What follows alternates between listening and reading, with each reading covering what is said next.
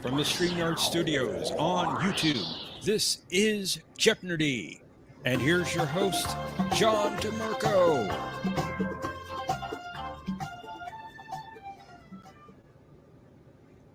Greetings, everyone, and welcome to this week's edition of Jeopardy! We're glad you're here. And joining us, as always, is our co-host, Professor Brainy Specs. Hey, John. It's good to be here. How are you?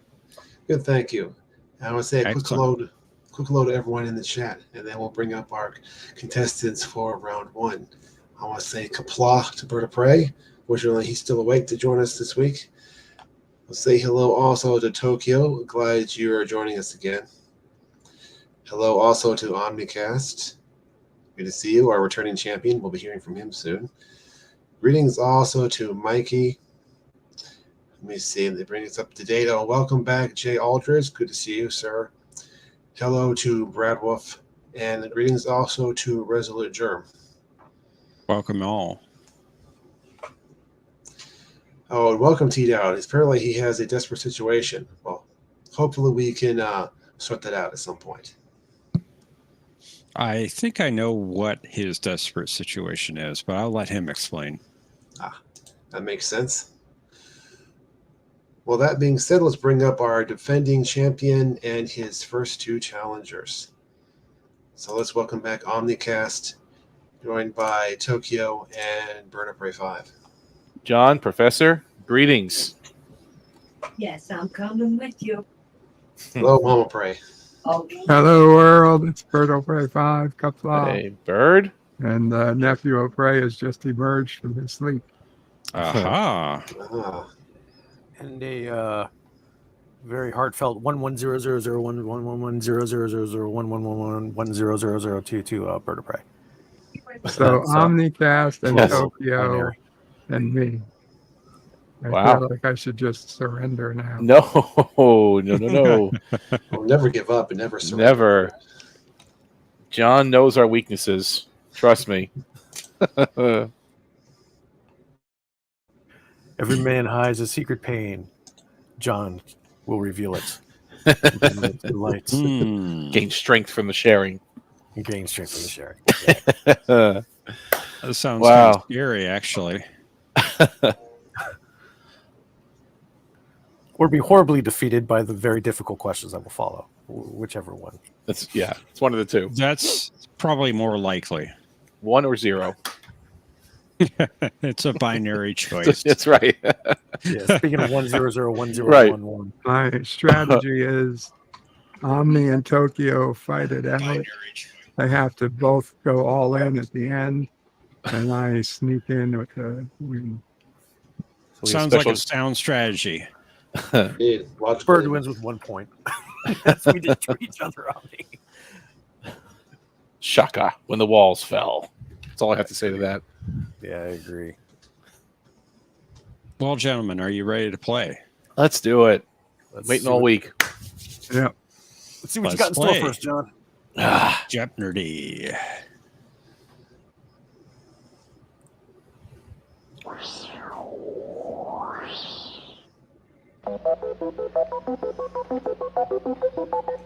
Our first category is inspired by a conversation that we had after last week's game. It's the periodic table, specifically the noble God. gases. What is wrong with me? My big fat mouth. The plomic soup. Sounds yummy. Jeffrey Combs. The visual Cleave of the category. Enterprise. Indeed. Exactly. Clones. Clone War. And Constitution-class starships. Where you give us the registry number, we have to guess the name. You're going to guess the name, but it's basically just a description. Ah. All right. We have our returning champion, Omnicast. And Omni, you go first. I'm going to jump right in. Let's go with Jeffrey Combs for 3. I want you to name the character. Oh, man. That one was in... I know the episode. Voyager. I don't remember his name. Pass. Tokyo. I do remember his name. Who's Pink? That's correct. Nice. And welcome back, Tokyo. Sunkatsu. You've got the lead, Tokyo, and it's your turn. Yeah, that episode always. Yeah. When Seven got rock bottomed. The rock comes out. If you smell. Connie's for 3. Let's see what this looks like. Her entire crew was killed during the battle against the M5.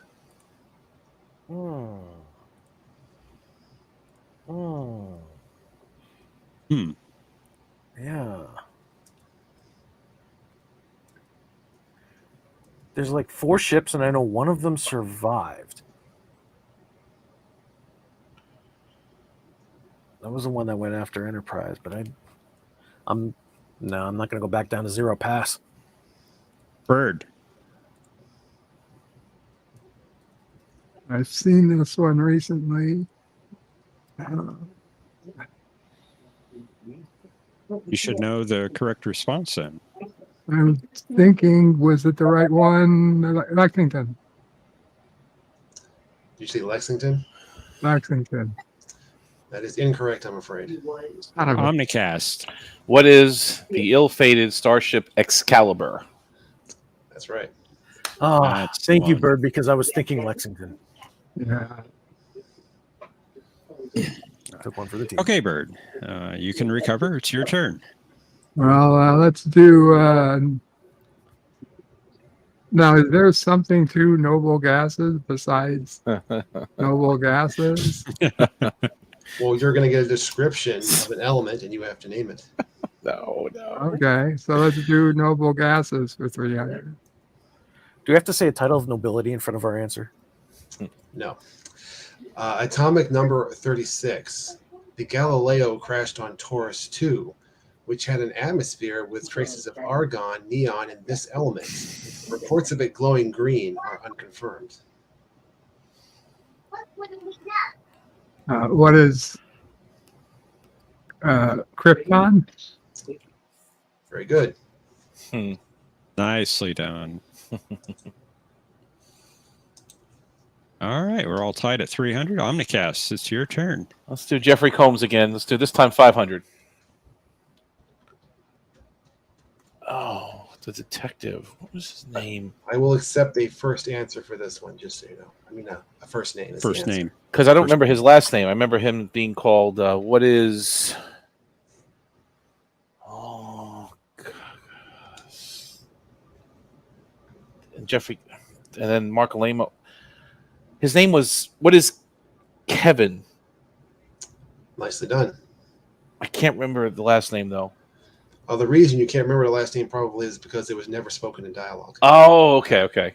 That's a great episode. It's All right, real. Indeed. Tokyo, it's your turn. Do Combs for 4.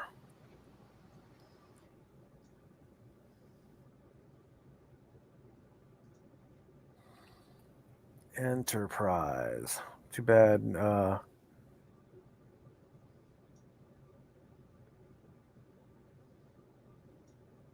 Mr. Vice President. Dang, no cannon show.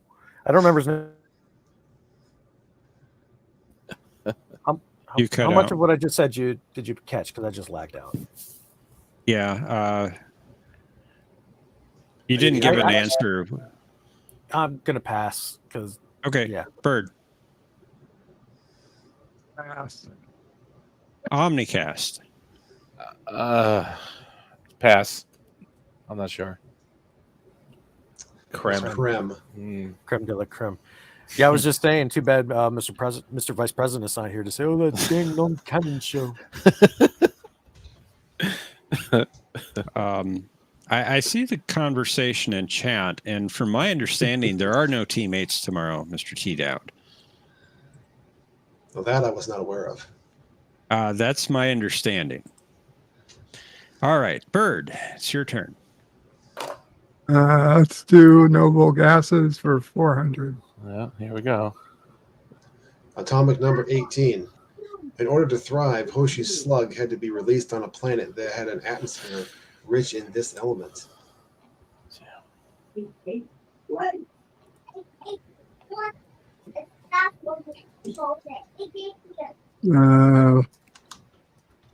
is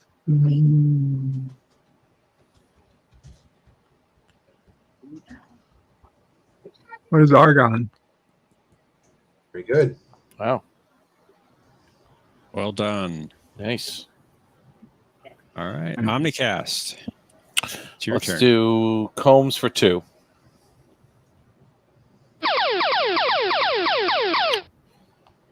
All right, Okay. Omnicast. You have 1,300. You're 200 points ahead of your nearest competitor. How much would you like to bet? 700. 700. You're going to identify this character, and your response needs to include a number.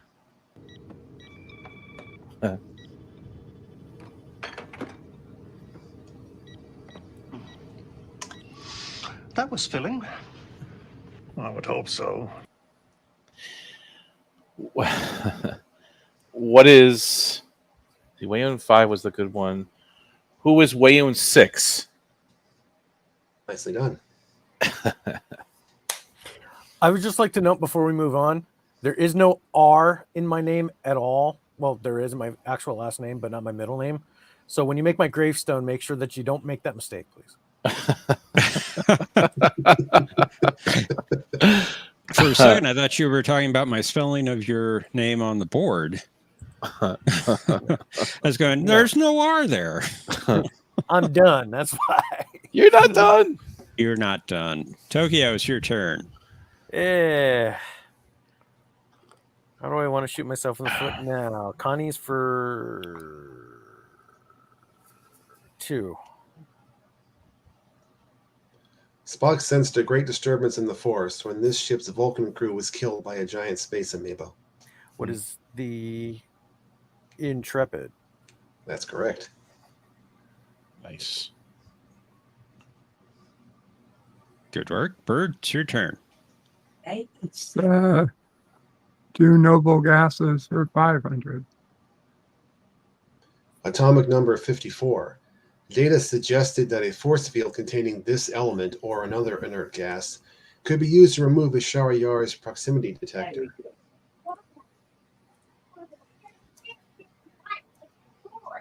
Hmm.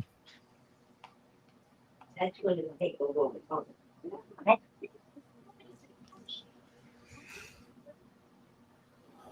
Pass. Omnicast. I remember this conversation, but I don't remember the element.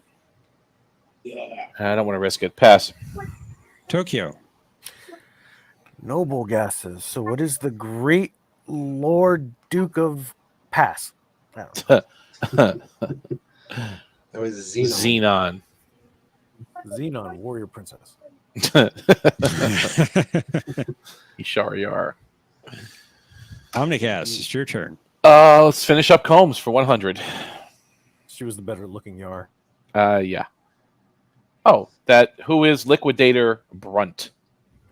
Very good. FCA. There you go.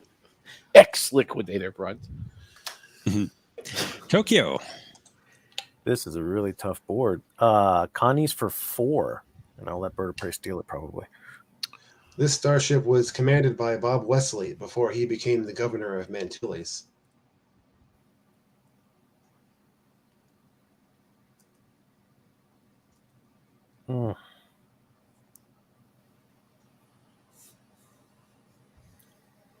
Wesley wasn't the rogue captain from Omega Glory, was it? Was he? I don't remember. So I'm going to have to pass. Bird. Told you.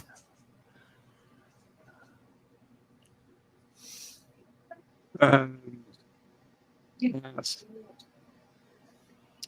I think that was a pass. Omnicast. Pass. Yeah. Pass. Okay. What is what is the starship Lexington? Now's the time for that. Indeed. Yeah. Please use marble and not shale when you make my gravestone. Thank you. It's the ultimate computer. It's a great episode. Mhm. And we have some comment in chat there. Heckling people, I think. Thanks, Jay. What And is it? Bird, it's your turn.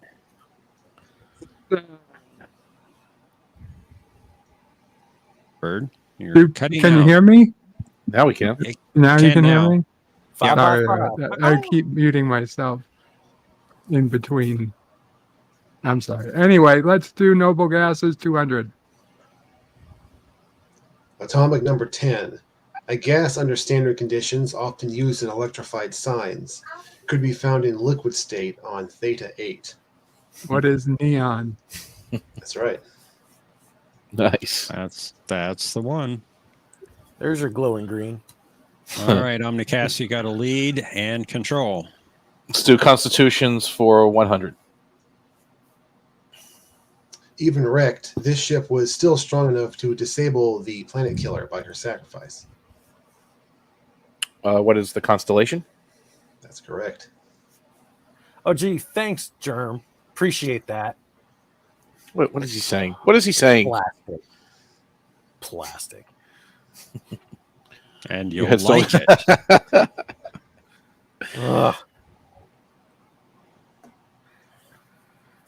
Well, maybe you should have been up here, Jay. Yeah. Yeah, Jay, it would have been nice having you here. All right, Instead of me. Tokyo. All right, I'm gonna take this one. I'm gonna guess probably beforehand that it's going to be what is up against the wall. Plomic soup for 3. Triple points, if that's the question. Yeah. When T'Pol acted indifferent to this crewman's complimentary remarks about plumic broth, Tripp suggested she'd have better luck making friends with a housefly. Another obscure question that Omni knows the answer to. Crap. Wow. Pass. Bird. I feel like I don't want to waste 300 points, but I also think I know it. Get it?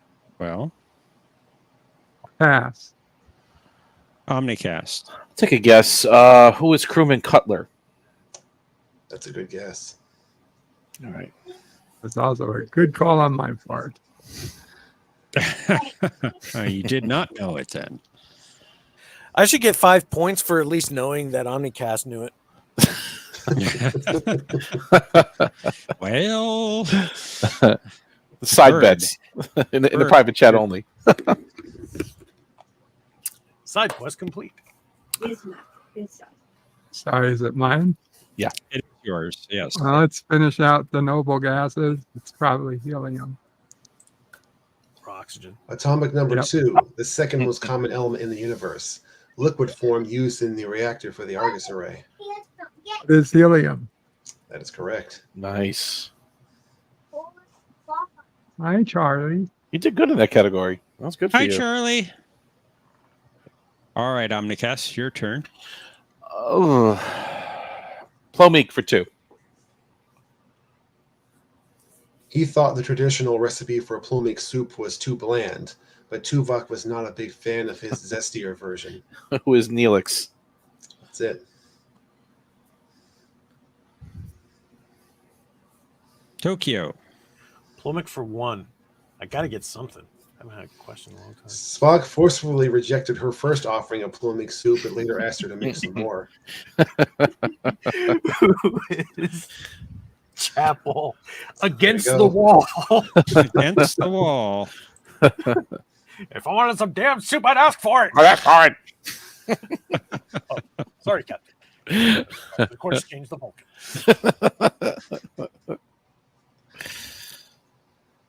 That's a good one. Bird. It's your turn. Let's try clones for 100. Send in the clones. He was a clone of Jean-Luc Picard created by the Romulans. Oh, yeah. Oh, shit. Uh-oh. While this movie was excrement, I don't think that's the correct answer. Pass. Omnicast. Who is Shinzon of Remus? That's right. He said Reem. And it's your turn, Omnicast. Clones for 2. On Philos, Stavros Caniclius V created a giant clone of this member of the Enterprise's crew. Pass. Tokyo. Who's Spock? That's correct. Wow. I would have got that one. Animated series. Yeah, right. Yeah. And it's your turn, Tokyo. I was Get just back about to in make a this. clone joke. I don't remember what the clone joke was going to be.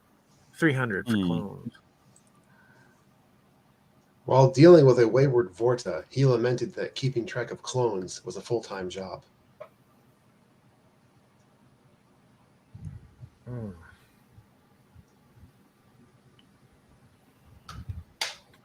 La or O?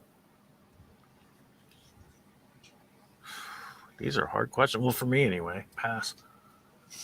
Bird. I'm dealing with a wayward vortex. Huh. You know, I don't even remember that quote. Not a pass. Omnicast. Who is Leggett DeMar? That's right. Oh, look, Alexi's on. Damn. Yes, that makes sense. Damn. Bird. Clones for 400.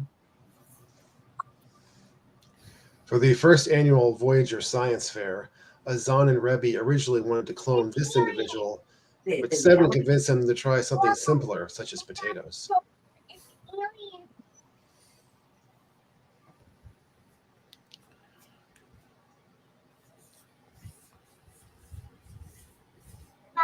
Pass. Omnicast. Who is Naomi Wildman? That's correct. And Desperate T Dowd in the chat. Well, I've accepted his offer of being a teammate. It's just unclear whether or not he's actually going to have a teammate or not. My understanding that is no. But I've been known to be wrong. Omnicast. Your turn. Plomeek for 5. Keeping in mind the 214th rule of acquisition, Quark prepared a meal of plumik soup and jumbo Romulan mollusks for his negotiations with this Vulcan. Who is Sakona? Nicely done. I would not have known that one. Would The Maquis, That part 1. was impressively fast. Indeed. For 500, yeah, it was. Tokyo. Well, and now it's a question of firing squad, the news, or the gas chamber at this point. Let's do firing squad with the Constitution class for 500. Please, right between the eyes. I don't want to feel it. In 2269, the Enterprise was scheduled to rendezvous with this starship in the Beta Aurigae system, but was delayed by the shenanigans of Janice Lester. Oh, gosh.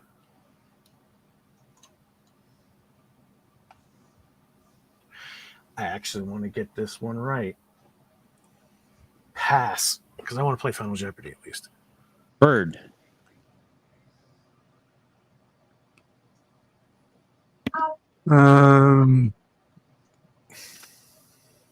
Yeah. Yeah. Pass. Omnicast. Pass. Potemkin. Temkin. No. Potemkin. Bird.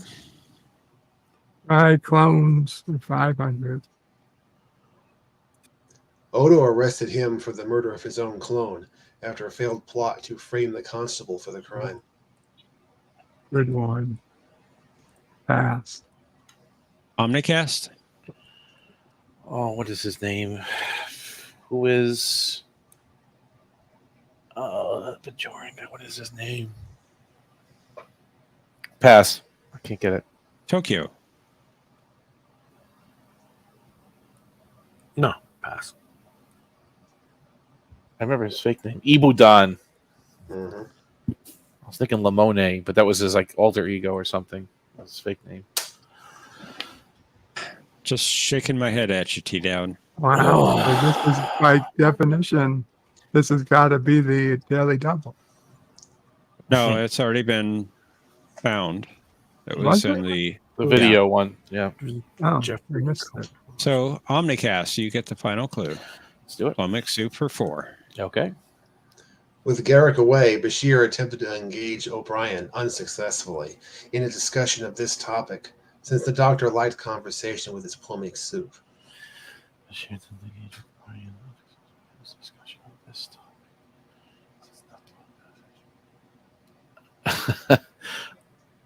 I don't remember the topic. I remember them talking and O'Brien not listening, but I can't pass. Tokyo. Yet another stab by Garrick accusing somebody of being a Vulcan. Pass. Bird. For sure. Pass. Say you agree, say you disagree, say you hate theater. Theater. That's right. Study. And I'm not sure what you're agreeing with me on, Jay. I've forgotten. Congratulations to Omnicast on a thorough A beating. It's not over yet. I blame you, Tokyo. You don't need to bet anything. We both bet double and we get it right. We don't come anywhere near your score. Okay. I put the link Go for crazy. Cosmo Buzz in the private chat. If you could head on over there as you consider how much you'd like to bet on this category. Mark Alemo.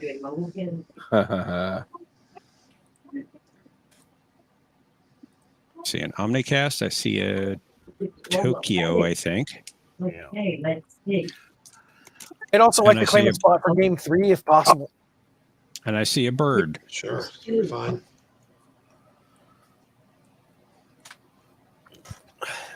Do you have 2 more players in the back to play game 2? Yes, we do have 2 in the back at the moment. All right. Now I shall secure a spot for game 3. I would like to secure a spot for game 3. Yeah, that's fine. Have you all entered how much you'd like to bet? I believe I have. Bird, is that your, you keep changing it. Is that your final bet amount? You're changing it again. Oh my. Yes, this is the final amount. There you go. Okay. All right. Should work. Still All right. studying it. Doesn't matter. I'm not going to get it anyway. So. All right. And let's reveal the clue. You're counting the numbers. Alemo's first Star Trek role was an uncredited appearance as a member of this species in Lonely Among Us. Players, you have 30 seconds. Kapla!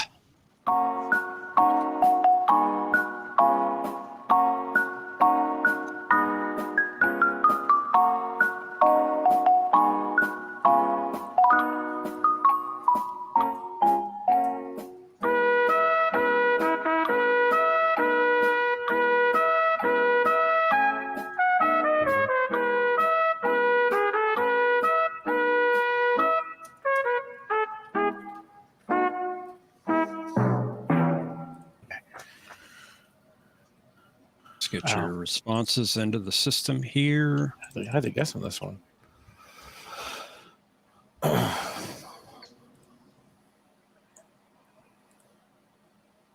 And let's see who won the game. Like we need I could have been it all. You I could have been it all in Tokyo. You don't know. It's were in possible. third place at 1,100 points. Your response to the clue was It was not the Romulan from Neutral Zone. Well, that's true. More That's side not what I bets. was looking for. So unfortunately, that's incorrect.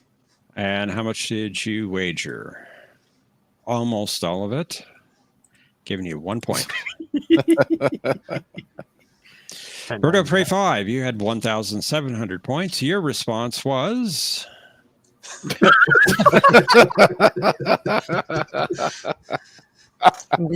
Good one, Bird.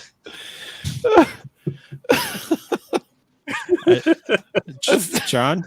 As much as I like it, I can't accept that as the correct response. How much did you wager?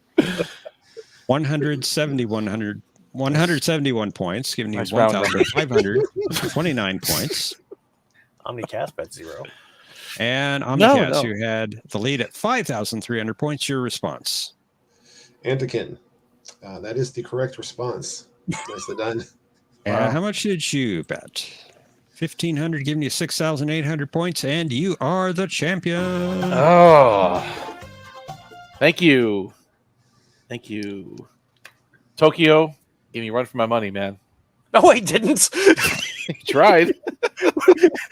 I tried. You know how far I ran? Right over my own foot and down face first in the concrete. Oh, but we had fun. We had fun. Bird, this was good. Thank It you. was a blast. Yeah. It was a blast. Finally settled the age-old debate that nobody was thinking of. Who was Yeah. Well, we'll It's see. definitely not me. The night is young. There's always game 3, and it's usually Yeah. the hardest one yet. So, of course, I'm going to sit out on the easy board, right, John? I don't know. All that remains to be seen. We'll see where it goes from Noble Gases. And this is from me running my mouth last week, too. See, this is what we get. All right. So Hey, I like the Noble Royal Gas medals. category. you did good in that one, Bird. You did. Yeah, actually. you It did. was actually Yeah, a very well. science category. By the Okay. way, before I go backstage, I said it in the chat, but I'm going to say it again. RAP to Cardinal Sin. He was a good guy. Indeed, I was sad to hear about that. Absolutely. Yeah. Really disappointed to hear about that. I heard that from Roger Athay. Yes, I saw the tribute video that he did. I thought it was. Many it was people a, did tributes. I He had was a no good idea. guy. He subbed to me, and we talked for a little while. Wow. Really good guy. Bye, Jay. So, All right. Good night, guys. Oh, be Thanks for watching. being on the show, Bird. Thanks, Bird. Come Thanks, on. Tokyo. Thank you, See you Bird. in a minute. Game Bird. And, Yep. and screw me for bringing the mood down. Anyway, No. go backstage. Talk to you in a bit, Tokyo. If I can find out, remove from stage. All right. All right, for round 2, let's welcome up to the panel Mikey and Resolute Germ. Hey, Ladies Germ. and gentlemen. Hey, Mikey.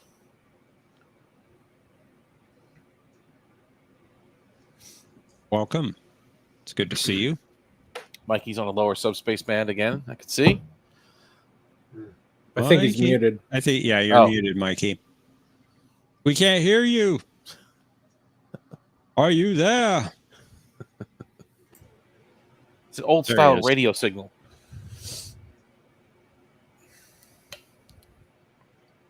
Mikey? The You Midas array unmuted? hasn't reached alignment yet. You've unmuted, but we can't hear you. Yeah, I'm here. Oh, there he is. Yes. The Herogen network is just is stable for the moment. Sort of. Hmm. Mikey?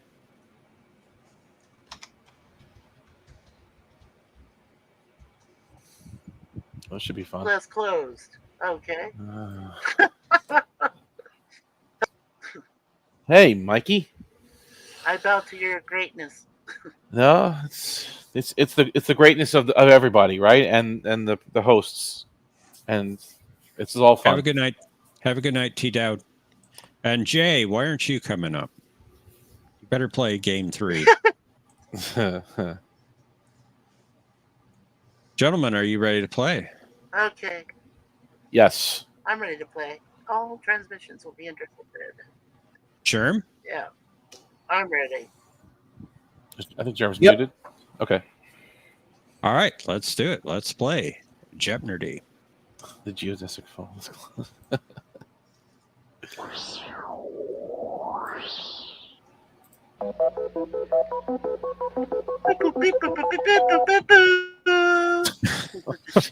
Here we go. And this time, here on the table, we'll be featuring That's for alkali you, and Jay. alkaline earth metals. Okay, that sounds interesting. Gach. I never took a chemistry class. How am I supposed to know that? Our visual category is Vaughn Armstrong. You'll be naming the Clean on character. food. Well, Mikey, it is Star Trek Nice. related. So if you watch Okay. Star Trek, you should have a chance. Indeed. Shapeshifters. I did watch the Guy episodes, but don't know them. Shapeshifters like that. And Excelsior class starships. Oh, joy. My Mm. favorite. Oh, Sorry. not my favorite. Not mine either. I was being facetious. All right, Omnicast. Guess what? You're the returning champion. I can. It's your turn. Yay! Let's have a little fun. Let's do Gach for 300. Gach. Gach. Wistengach is packed in the blood of this animal. What is a targ? That is correct. Off to a fast start. I do my homework. I watch John's videos. Okay. Very valuable to watch John's videos. A good idea. So, yeah, no, I can And watch his Thursday welcome, tracks, but I can never get the name of the episodes. welcome, Indy Tiger. Hi, Indy. All Yeah, I right, Mikey. Mikey, Thank it's you your for turn. reminding me. Woo. All right, let's go with Vaughn Armstrong for 100. All right. I have a feeling I know which one he's going to be. Yeah. Oh, crap.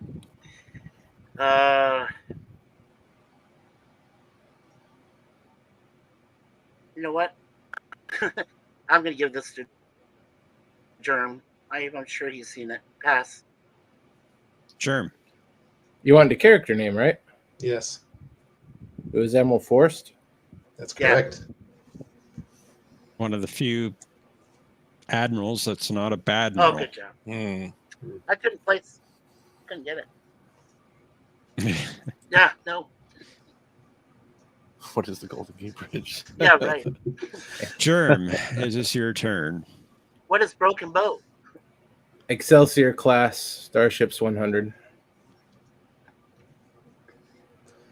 Many of her vital systems will be installed on Tuesday. What is the B? That's right. Nice. Let me guess. Tuesday. Omnicast, your turn. Let's do Vaughn Armstrong for 400. Oh. And you had this question last week for me, too. And I actually got it wrong. But now I know what it is. Who is Telic Ramor? That's right.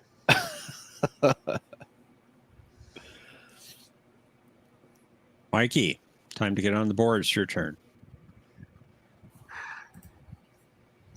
I'm trying. All right, let's start the periodic table for 100. Atomic number 11, along with chlorine, forms a chemical compound that the M113 creature required to survive.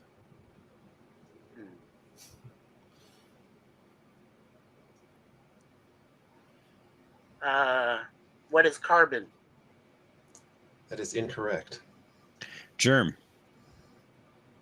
Well, I was sort of off my rocker in chemistry class, so I'll pass. All right, Omnicast. Oops. I think I can go for a guess on this one. What is sodium atomic code Na? That is correct. Very good. Salt vampire. Crave salt. Oh, Yeah. All right, Germ, your turn.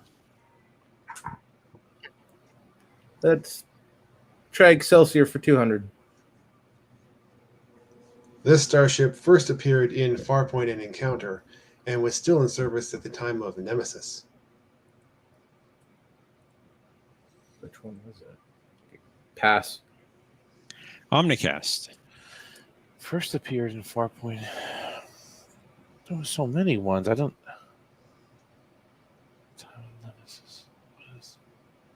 I don't know the name. Pass. Mikey.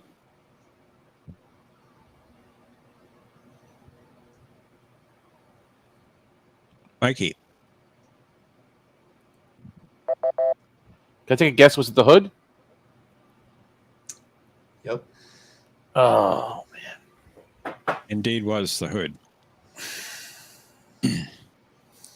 And Mikey, we never heard an answer from you. Riker's old ship. Yep. Omnicast. Your turn. Let's do Vaughn Armstrong for 500. 500. Okay, this is tricky because he played a couple of Cardassians, but this is the one in DS9, the later seasons, not the early one. Who is son of a gun?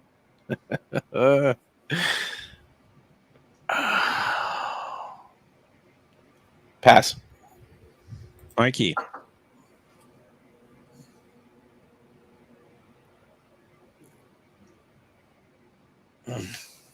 Mikey.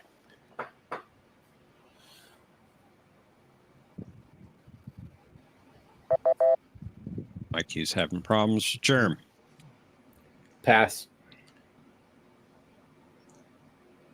His name was Seskal. Because he played another one too. All right. All right. Mikey, we can't hear you. There's an ion storm between here and Tal Alpha C, so it's interfering with subspace. Are you there, Mikey? I think we lost Mikey. And it's his turn. If you can hear Mikey. us, Mikey, try. Yeah, it's not or coming to me. leaving and coming Pass. back. No. Okay, I think you're Pass. way behind us. Pass, You're way behind Yeah, us. pass. It's not coming to me. Oh wow, Mikey, that was like 4 minutes ago.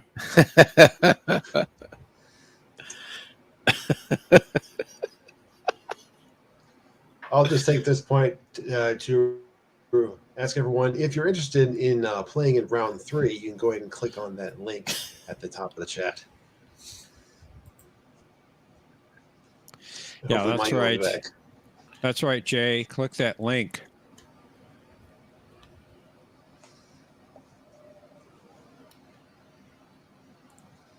See if Mikey comes back. Brad Wolf, you're more than welcome. Indy Tiger, be great to have you on the show. Indeed. Aravik, why don't you come on up? He's on Scalos time. Oh, is that it? Okay. Yeah. We're moving too slow for him. Mikey, are you there? Drink the water. Mikey.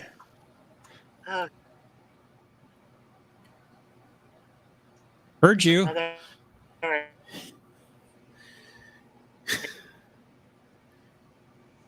Interface. I only heard part of you. I'm here.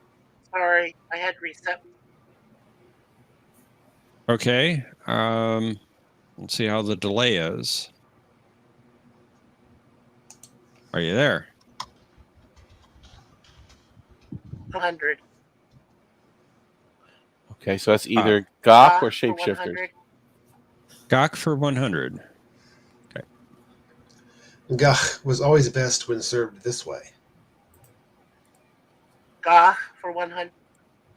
Hello. Hello. We hear you, Oh, but we think you're say behind. good. Hello? Behind and getting further behind.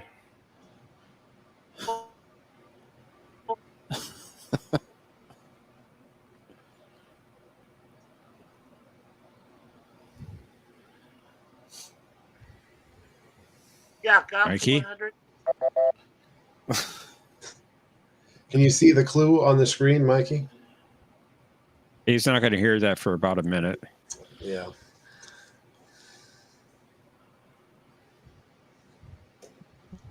Well, you're just going to move on to Resolute then. Germ? Gok is always best when served live. That's correct. That's right. Very good. And Caleb says with ketchup. I'm sure that doesn't hurt. It might make it a little more appealing. Oh, God. Drowned it in ketchup. That's right.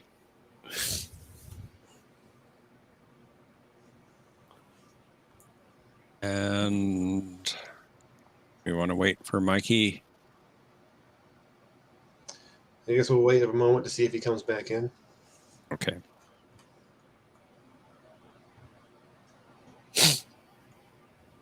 I don't know about that, Tokyo. I don't want ketchup on my pancakes. Yeah, that's pushing it.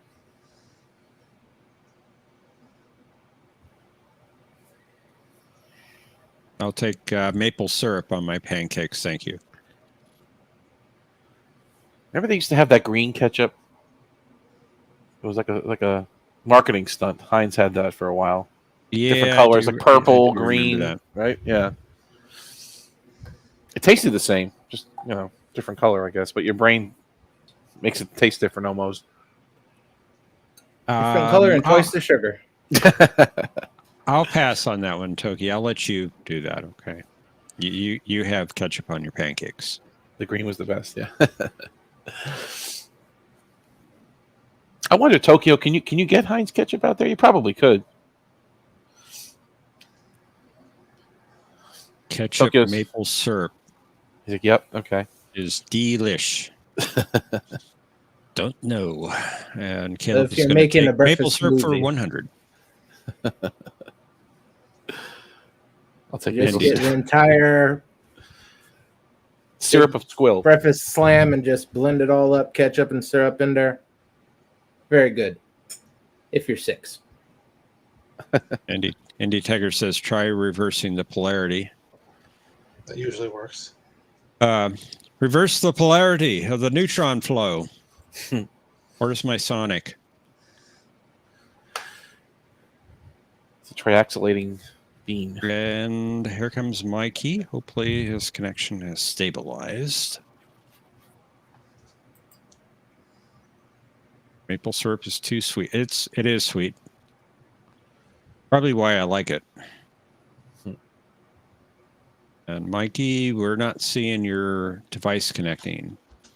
Your webcam or microphone or something.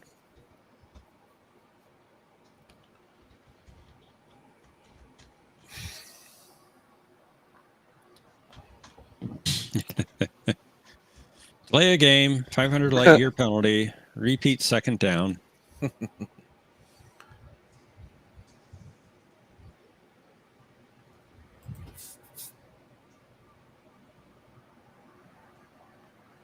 There goes everything.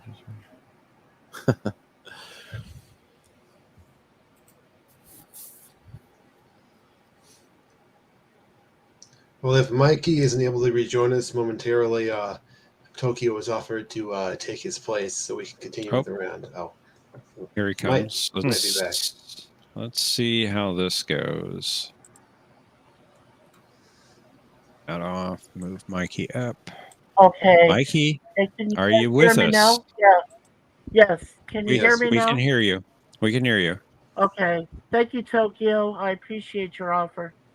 If it happens again, you definitely can step in. I've been having too many troubles lately. And the All guy right. did say when it's alive. When they're alive. So We never heard you. yeah, I did say it. I kept screaming, but nothing was coming out. Yeah, I said they're best served when they're alive. So Well, Professor, if you don't mind, you just give him 100 points, and then we'll just go on from there. yeah, All right. go from there. Thank you. So that puts you at 0. Yeah, that's fine, Professor. Thank you. Okay. All right. It is Germ's turn. Thank you for waiting for your turn, Germ. Thank you, Germ. Germ. Sorry. Let's see what this shapeshifter category is all about. 100. The female changeling described this as a merging of form and thought, the sharing of idea and sensation. What is linking? Or the Great Link? That's right. Nice. Well, good job. Yeah. Excellent. Omnicast. Let's do Gach for 500. 500. This variety of Gach was noted for having feet, much to Esri's dismay. Okay, she listed them all out. I don't know if I could say this right, but what is Bisthul? Bisthul Gach? It's close enough for me. Nicely done. Bisthul. Okay. Ah, Not easy to say, that's for Yeah. sure. Sure. yeah. Mikey, it is your Yeah. turn, sir. I hope I don't go out first.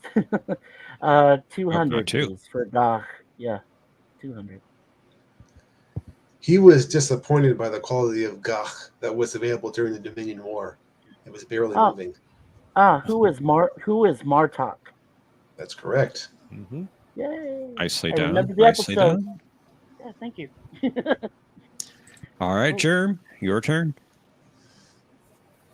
Shapeshifter's 200. Give a girl a chance. It takes a lot of effort for a member of this species to change form. What did they call themselves? It's been too long since I've seen that. Pass. All right, Omnicast. So you want her species, right? Because her name was Yeah, species. who is Martia, and she called herself Cameloid. Cameloid. Yep. Very good. Ugh. That's it. That's it. And it's your turn, Omnicast. Okay. Gach for 400. Species, yeah. This Klingon continued to enjoy his Gach during a discussion with Section 31 operative Harris.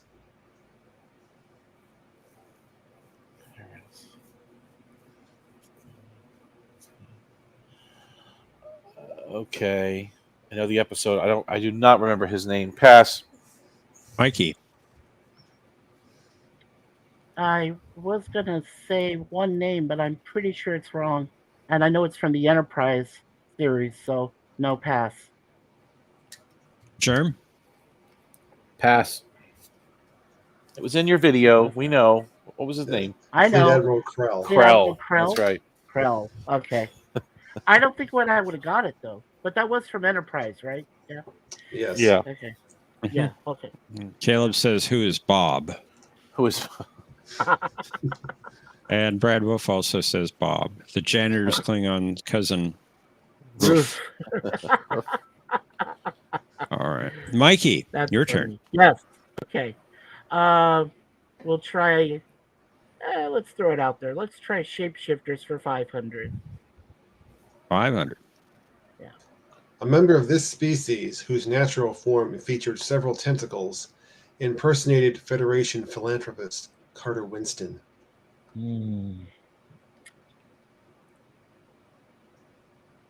Wow.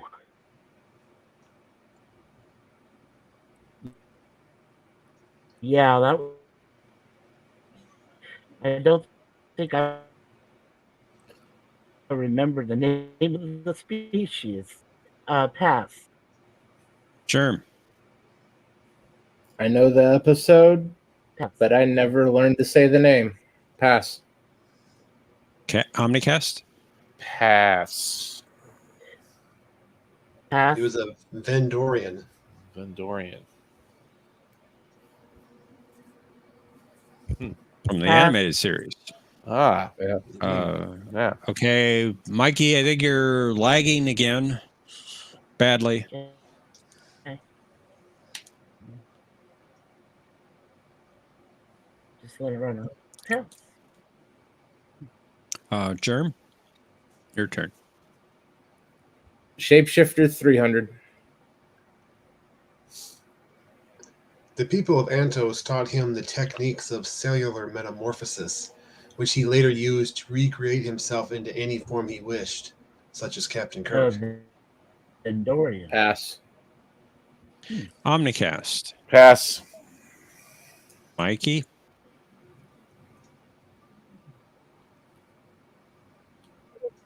I don't think I would have recognized it.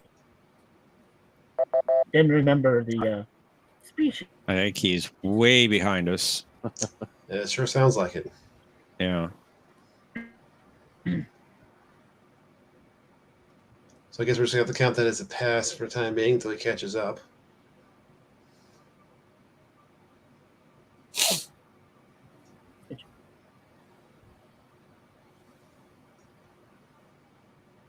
Mikey, you're way behind us.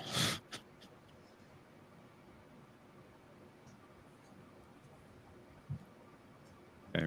Oh, Yeah, the answer was Garth of Izar, by the way. sorry, I should have brought that up earlier. No problem.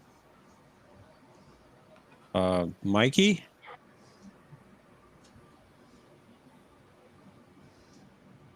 Still behind us.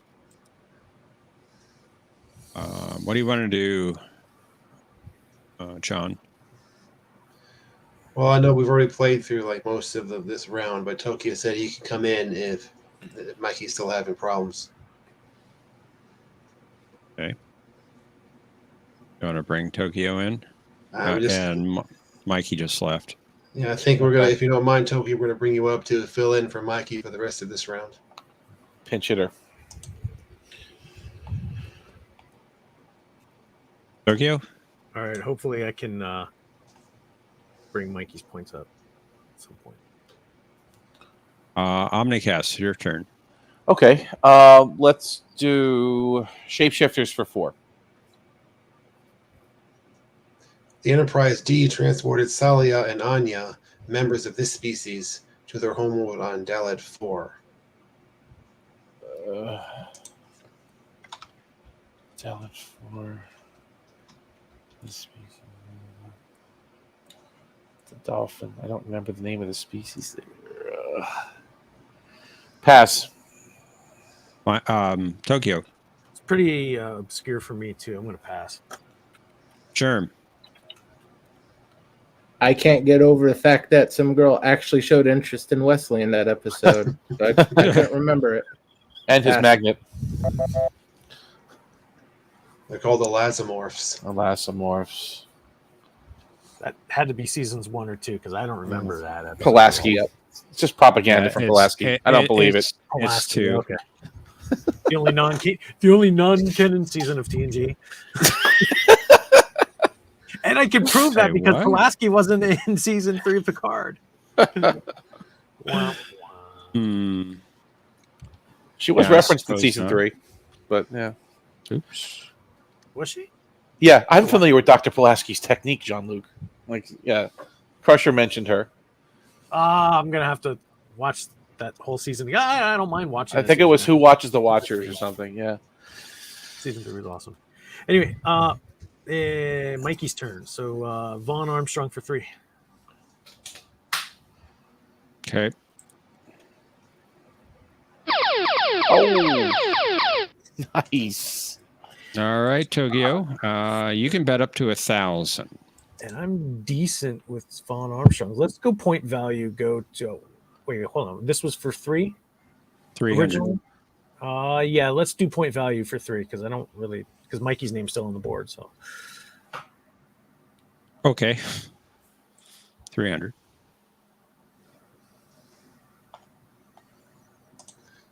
Identify this John? character. now John's lagging. My words were dust upon the ground. Your blood has no fire. You are weak like them. I don't care what you look like. You are no Klingon. Yeah, I'm glad I only bet the face value. No, who is the Alpha Ang? I don't know. Dolphangs. Unfortunately, not. Sorry, Mikey. His name was Chorus. Chorus. I'd be pissed off too if I was a Klingon with that name. He played a couple of Klingons. He did. Yes, Yeah. he did. That wasn't the Klingon I remember him for, though. At least two I or remember three. him for Karath. Well, Karath, yeah. He was in a couple of things. Wasn't that the one from the ride? The Star Trek The Experience? Wasn't he in that one too? I don't know. I don't know either. All right, Germ, it's your turn. Your turn. Excelsior class 300.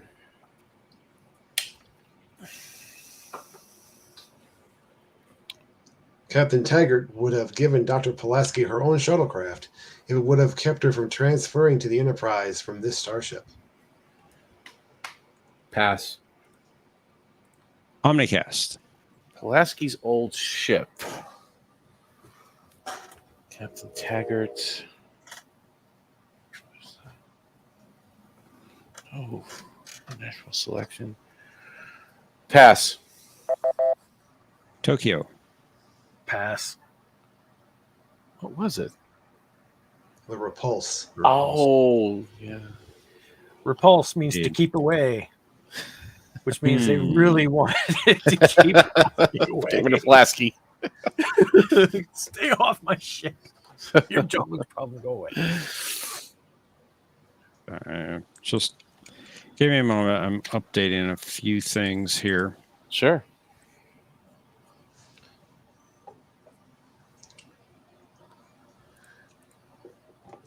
Okay, let's continue on. Serpent ones are called Gach. Yeah. Omnicast. Let's finish up with Von Armstrong, please. Oh, yeah. We would just, yeah. I guess we knew that was coming, right? Who is Karath? That is correct. Can I get at least 2 points for saying something in the last? That's true. You gave me the assist on that one. Just 2. Sure, you can have 2 points. Yeah, it's not like it's going to make a difference, but still 2. 602. 102. You want to give him 2 points? Sure. That's not a problem. Okay. No, it's not a problem. You can do a number like that? Yeah, I can do. I can do a number like that. All right. 602. 602. Wait a minute. 102. Wait a minute. 102. 102. Oh, I'm sorry. I was talking. I thought Resolute term. Yeah. Not Resolute Tokyo. score. Right. There you go. All right. Mikey Tokyo, it's your turn. All right. So, man, this is. What do I want to kill myself with now? Periodic table for 2. Atomic number 3, the lightest metal on the periodic table. Delta Vega was the site of a cracking station for processing this element. Delta Vega.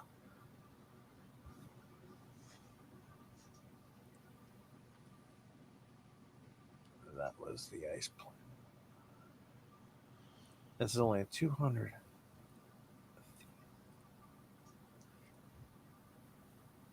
Wow. I don't know this. I'm sorry, Mikey. I'm going to have to pass. Germ. Pass. Omnicast. This is early on in the original series, before, I guess, dilithium, but it was, what is lithium? That is correct. That's what I was That's thinking. Yeah, That was a trick. That's it. Ugh. You might as well have been Kyber there, Caleb. Because Kyber crystals? basic science. I'm not a chemist or a physicist. I'm a computer scientist. Has nothing to do with the periodic table of elements. Soon to be a lawyer. Germ. Let's go Excelsior for 5. In 2370, this ship rendezvoused with the Enterprise to deliver Admiral Pressman. Pass. Yeah. Omnicast. Oh, no. Pass. Tokyo. No. All right, and I'm gonna guess it. I'm not gonna win this one anyway, so I'm gonna guess it. What is the crazy horse? Nicely done. Wow. Whoa! Whoa. Love that name. Yes. That's a great name. That's a great name. Yeah. Since I wasn't here for that one. Wow. Well, I think he is here. Oh, wait, he is here now. He just arrived. The- Perfect timing. The Perfect crazy, timing. Wow. the crazy horse must have summoned him. Hmm. Mikey's back. No. Cinnabon. Cinnabon. Ah, All right, Omnicast, your turn. Let's finish up Excelsior for 4. This ship was disabled by a Maquis attack while attempting to stop Michael Eddington. Oh, love this one. that's a good episode. Why can't I think of the name of it? You know this, Omnicast. Yeah, I know. Let me think for a second. Oh, You got to the beeps. yep. I don't remember. Pass. I don't have it. Tokyo. You're gonna kick yourself. What is the I USS Malinche? Malinche. That's right. Yep. No, I wasn't getting it tonight. Wow. And got a heckler in the chat. I see no champions here. That's Cinnabon. Is he the heckler? Mm-hmm. Maybe we need to have some more carrots to help his eyesight. Tokyo, it's your turn. Periodic tables for 3. There's nothing else left. Atomic number 20. Based on trace patterns of this element found in his bones, Dr. Crusher was able to determine that Jono's injuries took place over the previous 7 years. Oh, I don't know this one. Definitely not. Pass. Germ. I might as well. What is calcium? That is correct. Wow. Nice. Makes sense. Yeah. All right, Germ, your turn. Osteoporosis. 500. Atomic number 19. The remains of the crew of the USS Exeter were 35% this element. Pass. Omnicast. Pass. Tokyo. Oh my gosh.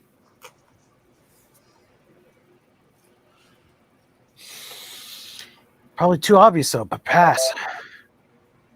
So, potassium. Nope, not obvious enough. And you get the last clue, Omnicast. 400. Atomic number 4. Standard form of currency in grid 359 of the Delta Quadrant. I think. Okay. I think I know this one with 7 to 9, but I'm not gonna. I'm not gonna risk it. Pass. Tokyo.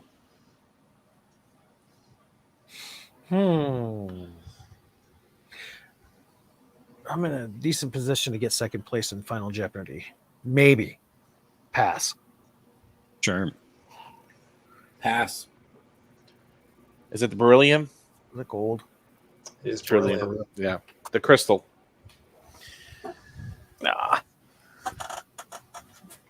Junk trader.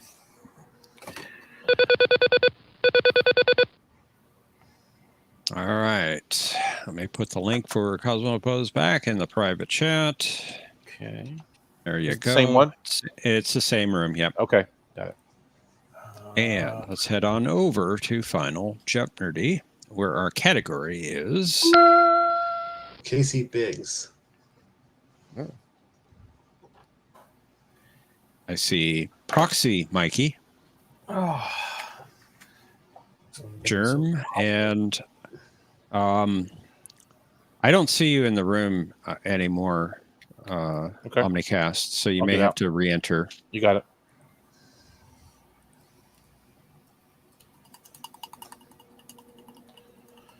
There he is. How's that? All right. Are those your bet amounts, everyone?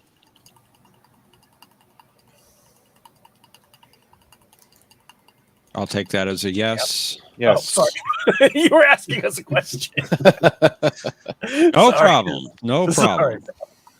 All right, let me clear your text entries and let's reveal our clue. Biggs's final Star Trek role to date was an unnamed captain of this species in the episode Damage. Players, you have 30 seconds. Kapla!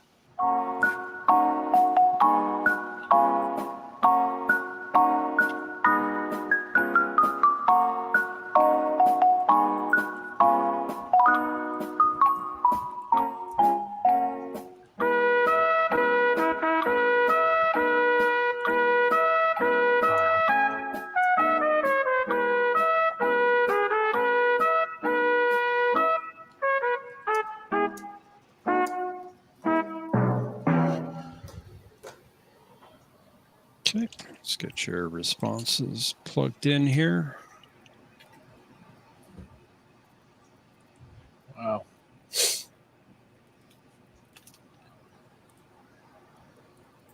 And find out who won. Germ, you had 900 points entering final Jeopnerdy. Your response.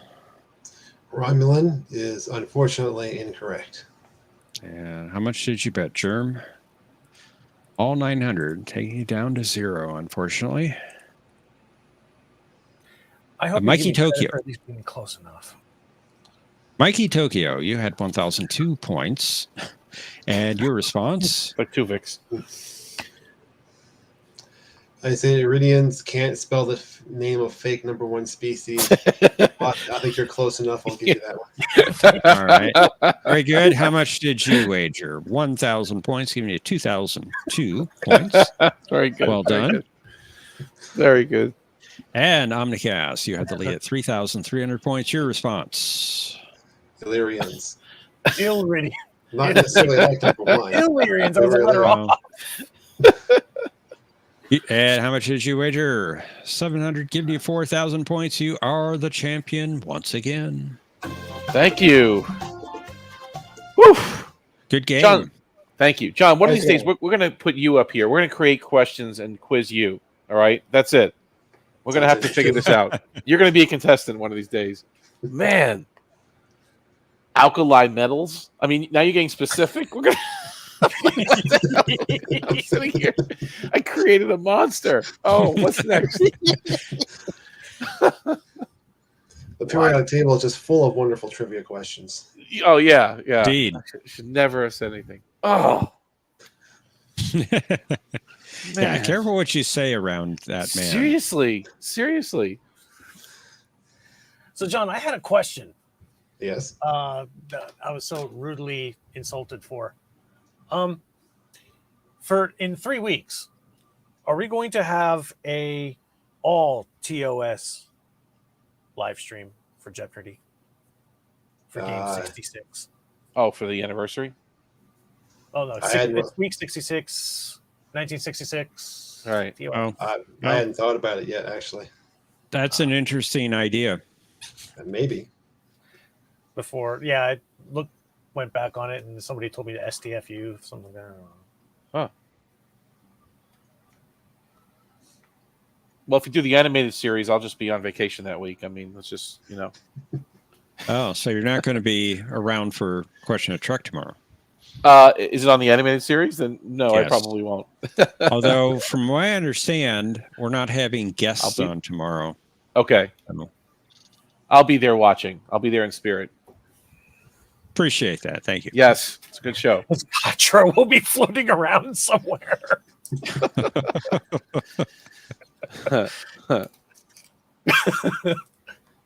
Out of the ark. Get back in the ark. Get back in the Kacha cart. How many people are backstage right now?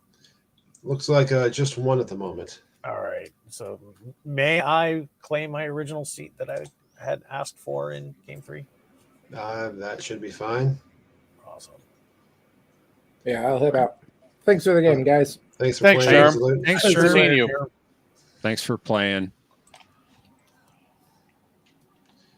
And we're going to welcome up the original, true, ultimate something or other. Thanks for joining us. Say it correctly, or I'm leaving. Hello. Sorry, Mike. I have pull off the returned mic, buddy. to show you all how a true champion plays this game. Oh, I haven't heard that smack talk in months. Where the heck Wow. have you been, Sin? I've been busy. Jeff banned me from the game for a while too. Still not talking to him until he apologizes to me. Complete falsification there. Untruths. No one's been banned. So we're just gonna go to the chat chest section, right? Because I already won this game, so there's no reason to play it. No. I'm intrigued by the audacity of your statement. Yeah, no kidding. All right, I was trying to save them from the pain of losing, but I guess The we can ignominy of defeat. Your Remember, you draw humiliation strength can from begin. sharing your pain.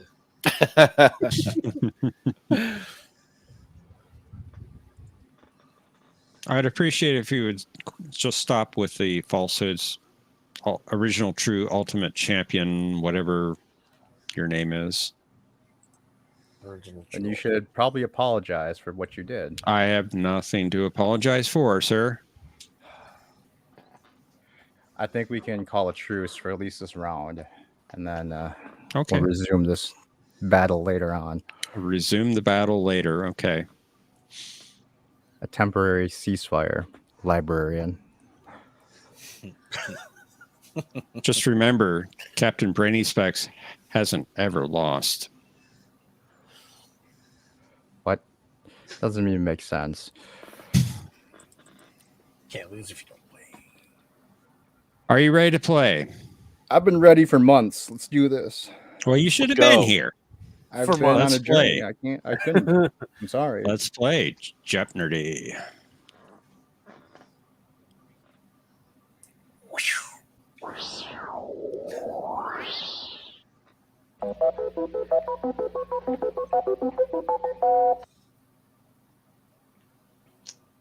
Once again, we have the periodic table, this time featuring transition metals.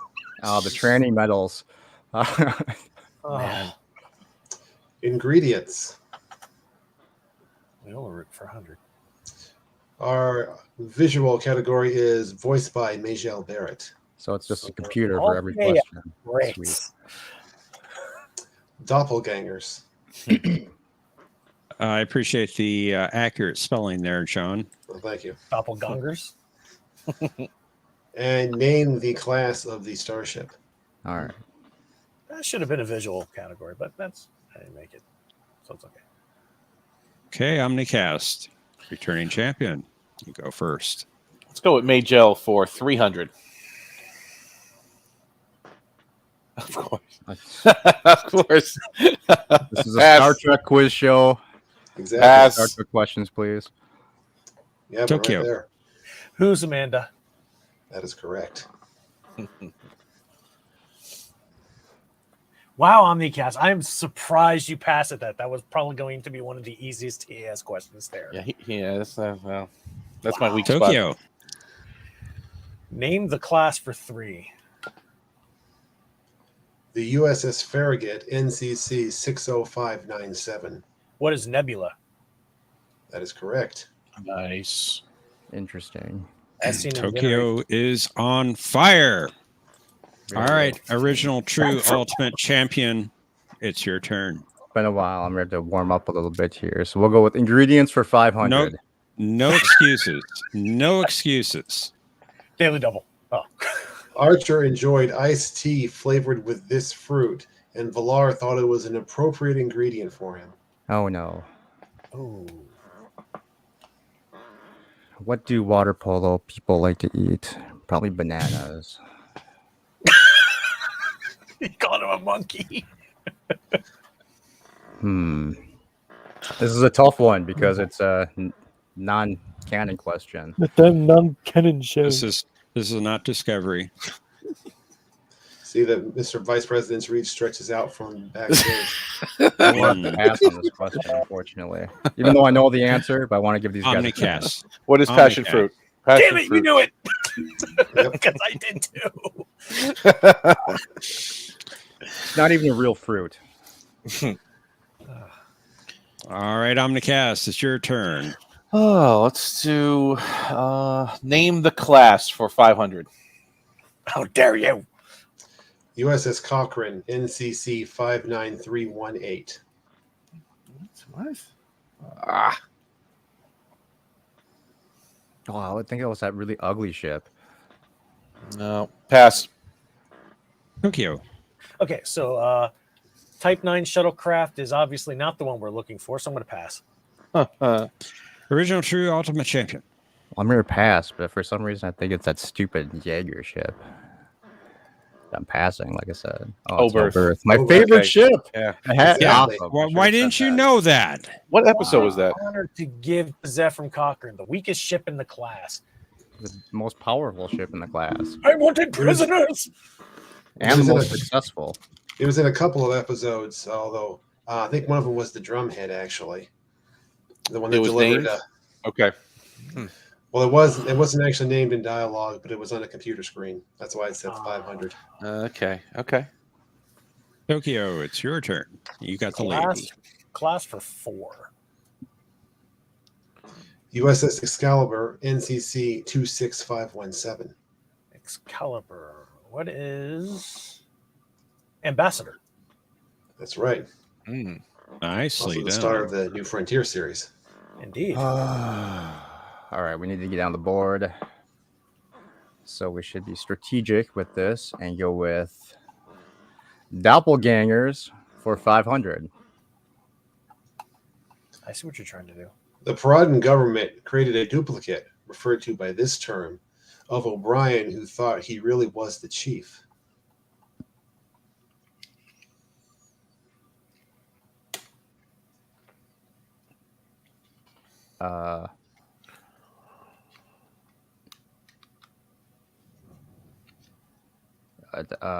What they referred to him as? Yes, there was a term for what they created. Yeah, the meat puppet. Pass. Omnicast. In Blade Runner, they were called skin jobs, but in this particular question is what is replicants? What are replicants? That is correct. I knew that. I guess what is Sure, it? Seemed you too easy. did. Sure, you did. Omnicast, your turn. Voiced by Majel for 400. Dang it! I was All going to pick that one. right. It's a meat You have popsicle. 1,000. You are 700 points behind the leader, Tokyo, and you can bet up to 1,000. Let's do 800. 800. Majel Barry provided the voice of this character.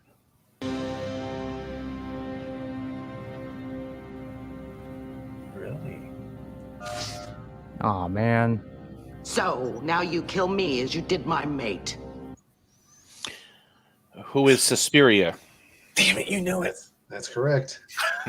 Nicely done. You got the lead. Oh, I did not know that was her voice. I didn't know it was hers I- either. Yeah. I didn't either. I was quite surprised. Tokyo, it's your turn. Class for 2. USS Equinox, NCC 72381. What is the Nova? That's right. And you regain the lead, Tokyo. Not for long. And the ultimate champion has 0, but it's his turn. All right, so we have to go with the easy one, and that is going to be periodic tables for 500. Very easy, I'm sure. Atomic number 22. During the Territon incident, Chapel's bracelet was immune to the shrinking affecting the crew because it was composed of this element. TAS.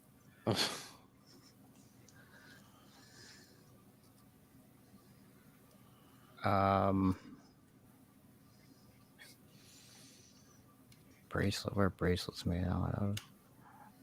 That's not an element. It's not going to be gold. It's not silver. That's not nickel. Shit. It's not.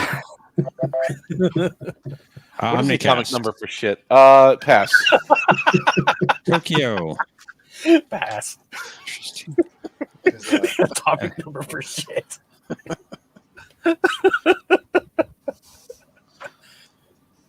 Titanium. This game is awesome. Brad, Tokyo, you should Omni. play more often. This is fun. Omnicast, your turn. Let's do doppelgangers for 300. At the point of death, he supposedly transferred his consciousness into an android body, but the android's actions convinced Chapel and Kirk that he wasn't really the same person. Who is Roger Corby? That is correct. And you regain the lead. But Tokyo can claim it again. It's your turn, Ooh. Tokyo. Probably not, but let's try it. Majel for 2. Who is Maris? That's correct. And indeed, you did reclaim the lead. Properly pronounced Morris. Original True Ultimate Champion. It's your turn. Table for 400. Atomic number 27. As noted by Ensign Garovic, less than 1 ounce of antimatter was more powerful than 10,000 bombs based on this element. Oh,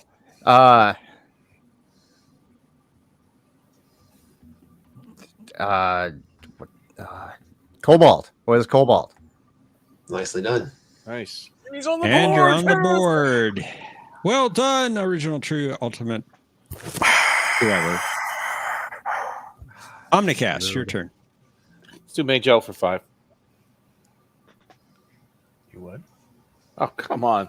Oh, she looks so sad. Are you serious? Sad lady. Really? Lieutenant sad. Yeah. Pass. Tokyo. Luckily for you, it's a AS question. I don't know. Pass. Original True Ultimate Champion. Oh, I don't know. Good I job was just smiling. lost because she looks so sad. Look at Well, being stuck in an alien zoo can make you very sad. Her name was Randy Bryce. Being stuck in the zoo makes her Randy. Randy. Tokyo. You've got a Let's slight finish lead the and class. control. Let's finish the classes. And USS Defiant, NCC 1764. What is the Constitution? That is correct. Nicely done. Original True Ultimate Champion. Maybe we'll go with ingredients for 4. Only Worf enjoyed the omelets Riker prepared with this kind of egg. What is Parakan? That is incorrect. What? Owan. Omnicast. Damn it! I just gave you the answer now. What is Owan? Yep. I'm sure Omnicast knew the answer, so don't feel bad. Well, that's He okay. doesn't, he doesn't get 2 points Ultimate for that. Champion. Yeah. Omnicast Oh, that is was my your turn. second You got a answer. I slight should get lead half now. points for that. Let's do ingredients for 3. After Cassidy's failed attempt to cook dinner, Ben reminded her that no one touches this vegetable of his, which took him 3 months to grow. What are his peppers? That's correct. Nobody. Nobody touches my nuts. What? What? Tokyo? I'll take Leola root for 100. Ingredients. And you knew what it is. This was the secret ingredient in McCoy's beans, no doubt contributing to the strange dreams Kirk experienced during their camping trip. What is whiskey? Tennessee whiskey. Spock, care for a little snort? Indeed. Well done. They get Original True doppelgangers Ultimate for 400. Champion. It's your turn. Okay. Oh. The salt vampire took on the form of several people, including a young woman from this planet who was remembered by crewman Darnell. Oh, Bass. Omnicast. Oh. Pass. Tokyo.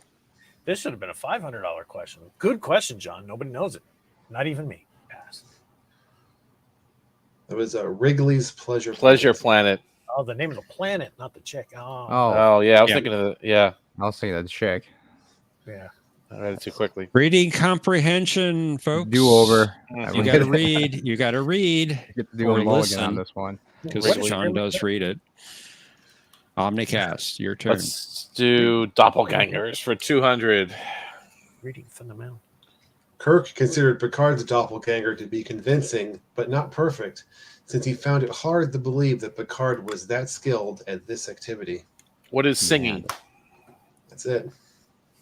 Did you say And Kirk when you started I- reading that? Yeah, I think he did. I'm sorry if so. Riker considered, yeah. But you got it right, Omnicast. All right, Tokyo. And let's do what Gene failed to do and finish Majel. Another one. Another one. Who's Nurse Jack? What are you doing, John? I'm providing John, Star Trek clothes. She was in every series, in every Star Trek series. And you picked 3 from the animated series. Oh, 4. The animated 4. series. 4. And I want to see how many people actually picked up on my joke.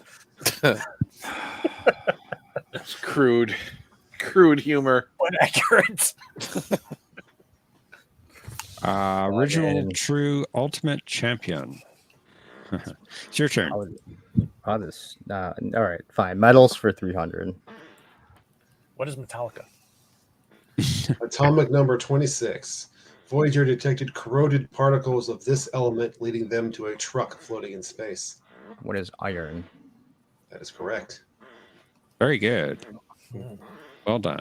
Truck floating. And Omnicast, your turn. Stay away from the medals category. Let's finish up doppelgangers for 100. He taunted his creator with the rhyme, "Often wrong's got a broken heart. Can't even tell his boys apart." So, okay, let me read the question. He taunted his creator. Okay, so that would be who is Lore? That's right.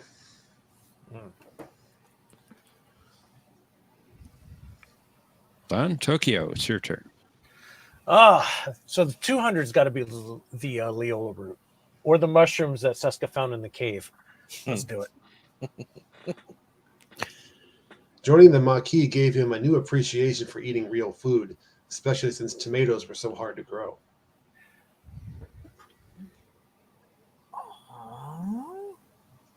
200. Oh, I think I know this. This is 200. There's one of 2 people. Crap. Well, I lost this anyway. Who's Chakotay? I'm afraid not. Original True Ultimate Champion. Who is Eddington? Mm-hmm. That's correct. He's the one. Nice. He's the one. I was All thinking right, Cal 100 or 200. I was too when I got this 200. clue. I was also 200. thinking Tom Paris. Atomic number 29. Unlike humans, Vulcan hemoglobin was based on this element. Oh, what is copper? That's right. Copper top. Well Spot done. with the Duracell battery. Making a recovery there. Omnicast, you get the final clue. Okay. Atomic number 79. A largely worthless element used to contain liquid latinum. What is gold? Atomic symbol AU. That's right. That's it. There's Hey, a that's the stupid name of egg my cell question phone. that threw me off. They always have gross eggs on that show. For some reason. Let me put the link back in. It's right at the Oh, man. end of the chat. Let me jump back There it in. is again. Same room. Same There we room. go. And consider how much you would like to bet on this category. Andrew Robinson. Oh, jeez. Oh. Yeah. It's a plain and simple category. Hmm. Who's Derek? Plain and simple. Oh, maybe it's going to be the episode he wrote or something. Didn't he write one? Maybe. Choice. I feel like he did. Are you happy with your bet amounts? No, All three of I'm you? not happy with this category, but might as well. Heck yeah, 1600. Let's go. All right, bossy. Oh, oops. I need to go back to the page so I can type. Congrats, Omni. I don't That's know. revealed the clue. It's tight. Yeah. Yeah. Anybody's game. Many years before taking on the role of a plain and simple tailor, Robinson auditioned for this character, but Stephen Collins landed the part instead. No, it Players, doesn't you have count. 30 seconds. Kapla. Not a Star Trek question.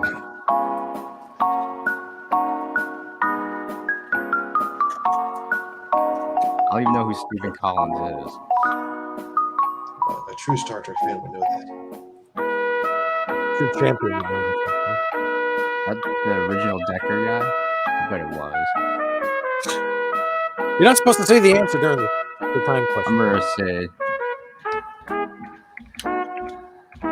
this guy.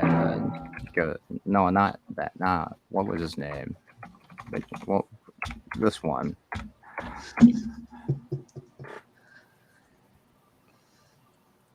Time's up. $3 off. Wrong Oops. because you guys maybe think it's right, just so I would put it in.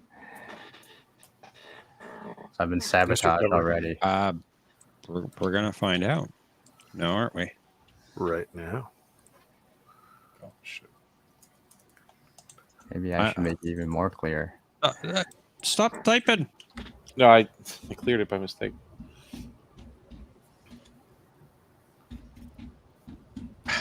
Stop typing. Fine. I was just trying to make it clear because I just realized that you could think I meant either one, not the grabby head one, the younger one, not Commodore Silent Scream.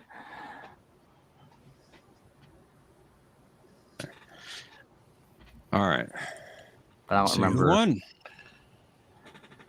Original Insane True Ultimate audition Champion. for You this had role. 1,600 points, and your response. Enterprise refit Captain Decker. All that is true. So good work. Nice. I don't think I've ever Nice, heard it really? referred to exactly that way before, but good work. What's That's his name? what he put Okay, down. what's his name? His first name. You're gonna find Will. out. Oh, How much did you wager? 1,600? Giving you 3,200? Let's see Nice if that'll score. be enough for you. Tokyo, you had 2,900 points. Your response. Willard Decker. Willard. Will Deck. That's right. Will. See, I almost screwed And- up and put Matt. You bet 2,899 points, giving you 5,799 points, and you're currently in the lead. It's supposed to be. Boo. And Omnicast, you were in the lead at 4,200 points, entering final Jeopnerdy, and your response. You got Decker. Very good. And how much did you wager? 1,700, give you 5,900 Oh, points. damn. And once again, I feel like that wasn't you are the specific champion. enough. Wow. It could be either Decker, and I think he meant Commodore Decker. So Believe I always thought that was his son. 101 points. 201 points. The 101. 101. 101 101. point lead. Oof. That's what we call a Good tank game. game. That was Yeah, great. very nice. That was really good, guys. A lot of fun. A lot of laughs. I mean, you guys are Indeed. lucky. I was rusty. We'll see how it goes next week. Excuses, excuses. It's not excuses, it's just fact. Oh, yes, it is excuses. facts. You're Something you should moving the enjoy. goalposts again. Stop I don't moving the move goalposts. goalposts. You're always moving the goalposts. What I do is spit facts, truth.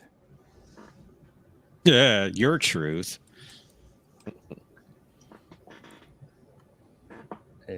Yeah. Is there any other?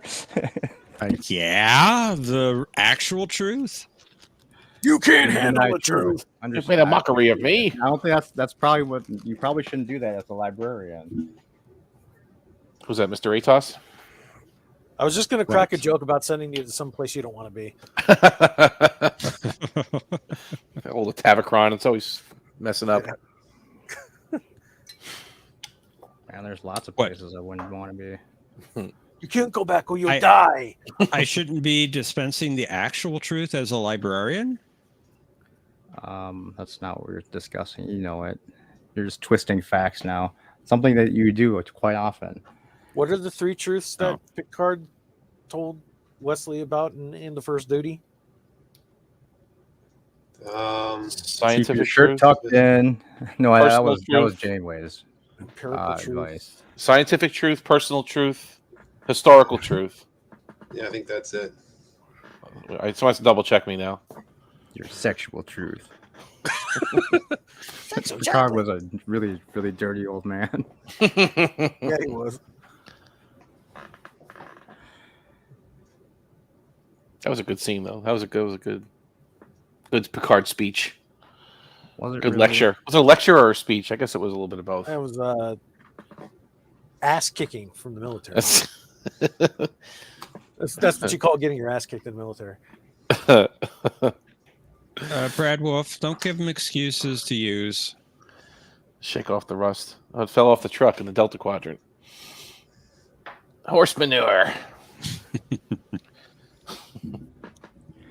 If I was Wes, I would have called the cards bluff. I don't think he'd turn him in if he didn't come forward with the truth. Really?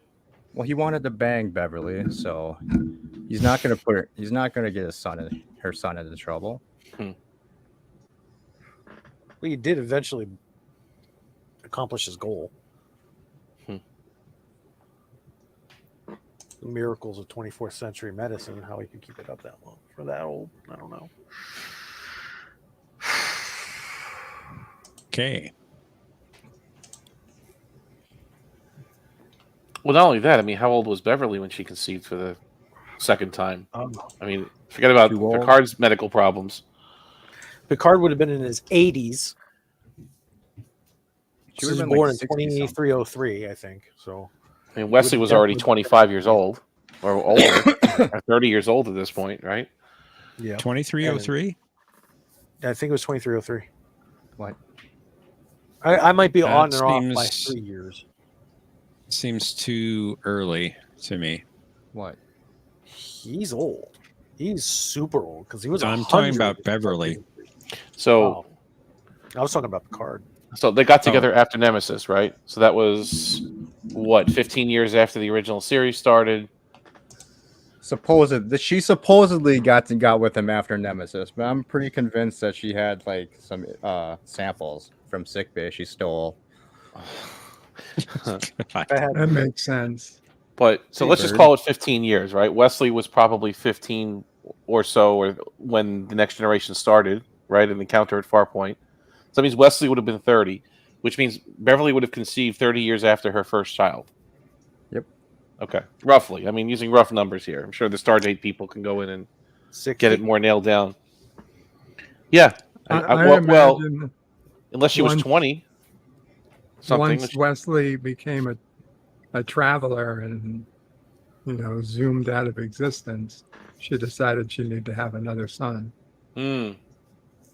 She started getting her body ready. She used some biomimetic gel. She lit that candle a lot just to get ready. Oh, the candle. Tom Condon. His new body was only 2 years prior to. Yeah.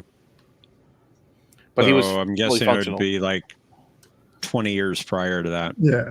He would have been still human. But very human. Humans live And longer in welcome Star back, Trek. Bert, okay. Hey, Bird. Yeah. Well,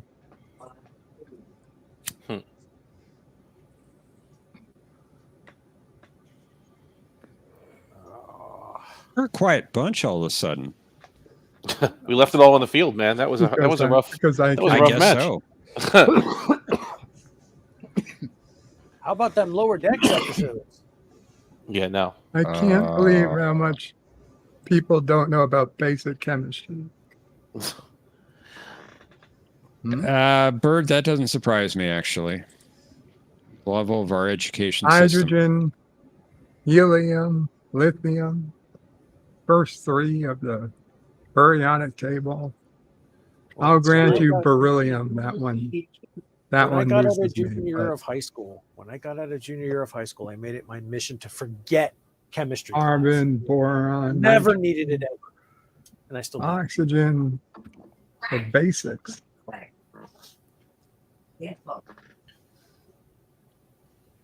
Well, thank God we have John here to teach us these things now. Yeah. Although I do remember C6H12O6 being chlorophyll.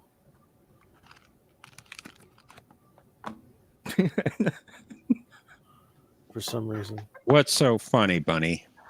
It's like chlorophyll just sticks in your brain. Yeah, it's so freaking weird, man. It's always useful to know that compound. If I tried desperately to forget everything about chemistry class, and I remember C6H12O6, like what the crap? The most random thing ever. Freaking chlorophyll. Should be back on those planets with the tall trees that tried to kill Captain Kirk. What? And then made Giant Spock. No, we're Talking about non-Trek again.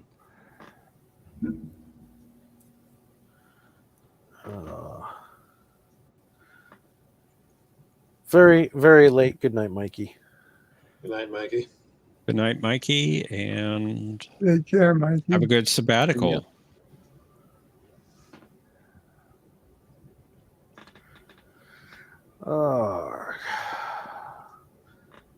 Well, my I want to say 6-year sabbatical from college education is going to be coming to an end very soon as I take on my own personal Trek quest to find a very affordable, accredited, good law school. Interesting. Finally do something with my life. Well, good No, luck I with won't that. be a lawyer until I'm like 47 years old, but who cares? At least I'll be there. Kapla! Blah! The cry of the Film Actors Guild from Team America World Police. Kabla!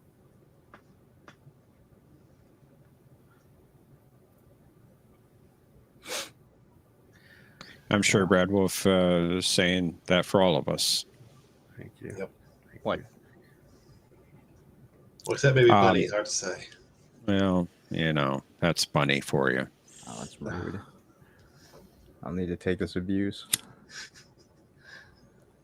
That's not a downgrade. My bank account definitely is not going to consider that a downgrade. Well, you also have to pay for the education. Yeah, that's why I'm looking for like affordable plans and things like that. The one school I found actually does have an affordable plan, but I got to try and wrestle professional life around it because the class time, they only do meet online classes twice a week at nighttime, Pacific time. But that runs, one of the days that it runs goes into my current company's scheduled staff meeting time. Oh, so that sounds like a conflict. It's going to be. I'm going to try and wrestle that for a little bit. But I don't even know yet because I got to talk to the boss, not of my company, but of the house. And if she's not on board with it, then she's not going to be happy when I do it anyway. Okay. Then I got to talk to the corporate boss. He's not going to be happy to try and reschedule the staff meetings around something to do with having absolutely nothing to do with work. So that's not going to work out too well. But, cross that bridge when we get to it. I couldn't tell you, Brad Wolf, because I'm not going to a Japanese law school. In fact, my career path won't take me to practice Japanese law for 7 years. I learned about it last night, and that was one of my first questions, Brad Wolf. You learned about Japanese law last night? No, Tokyo's career path. Oh, that makes more sense. According to the Japanese government, though, I can practice law in Japan after having 3 years of experience working in my so-called home country. So, like I said, I've got to talk to the head boss, but the things should be working out to a point where I can pull it off, and I'd be going to the state where I have barred, and gotten law license, my law license to practice law. I'd be commuting there, and then coming home for a couple weeks at a time between clients, things like that. Seeing how much work I can do remotely. I hope that works out for you because I know the state you're talking about. Yeah, Definitely. Hope it works out great and everybody in Kaplan Arabic. But also have a good night, everybody. Night, Bird. Take care, Bird. Good night, my friend. Take care. Have a good night. See you again. See you later. Thank you. Good night. Take care.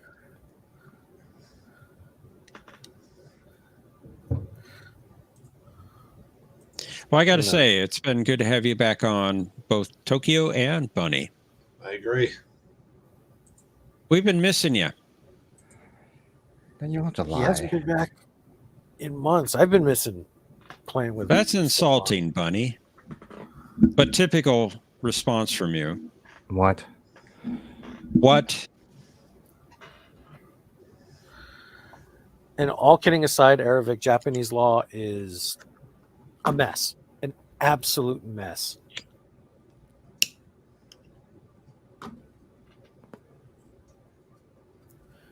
Working at the rental guarantor company, my final job was my final position was in the legal department, and having to read contracts, leases, all sorts of things. The language is so ambiguous, repeats itself time and time again to try and close the loops and the plot holes of itself that it obviously makes. It's just so convoluted and stupid. I don't even know if they know their own law.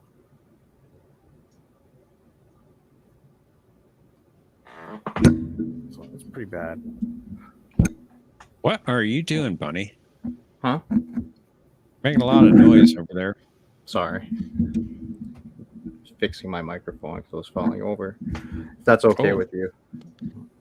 My green screen about fell over this evening.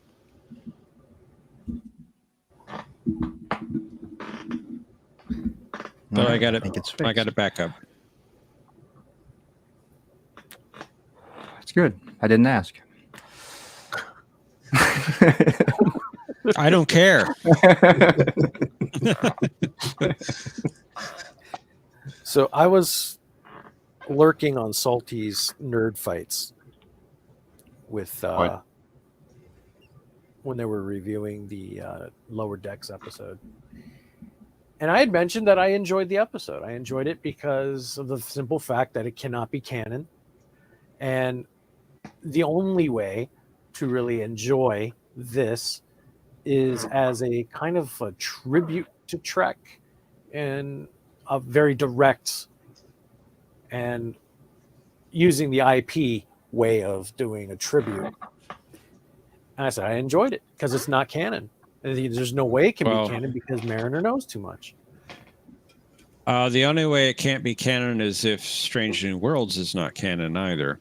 I don't believe that. That can't be either. I mean, and that would make Discovery not canon. I'm glad it's not. It can't be. You can take it. Solves a lot of problems. It does. It really does. But Salty went off on me. Typical. But he thinks it's canon. Is that why? Yes. Tokyo Gaijin with wrong think says he enjoyed it because it's not canon. Well, it is canon because everything is common knowledge. The game was front and center in DS9. How is that not canon? How is that knowing too much? Well, I personally agree with you, Tokyo. I think the characters in Lower Decks, especially Mariner, know about all this little minutia that a regular person wouldn't know. Right. It doesn't really make any sense. Yeah, that's true. And Bunny, Arabic has a question for you. I don't speak about the Enterprise D. No, I was looking at that the other day, oddly enough. It's not done. It's still 2/3 of the way done, but I can actually get the rest of the parts now, which I'm thinking about doing, but still annoyed with it. So I don't know if I'm going to finish it or not, but we'll see. I should, though. It's almost done. Yeah, you got to finish it now. It'll be like, I think it's like 10 more kits left. So that would be another $200 or so. So we'll see. I mean, it's not terrible, but still annoyed I won't get like the premium stand anymore. And yeah, it pisses me off that they went out of business. And I have to buy replacement parts, which isn't good. And Staga, make Star Trek great again.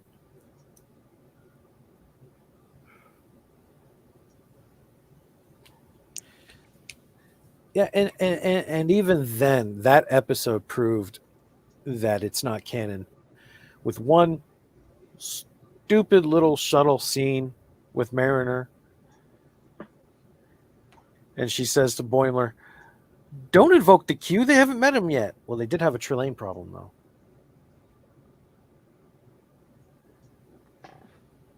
studying all the mission logs, is she? Yep. She's a true fan, unlike you, apparently. Oh. Yeah.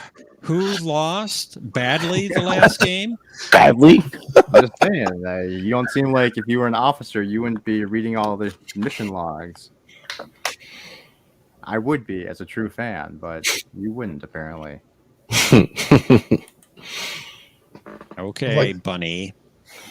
But like in the first episodes this season, where these crew members on this insignificant ship know about all of these little weird things that happen in Voyager.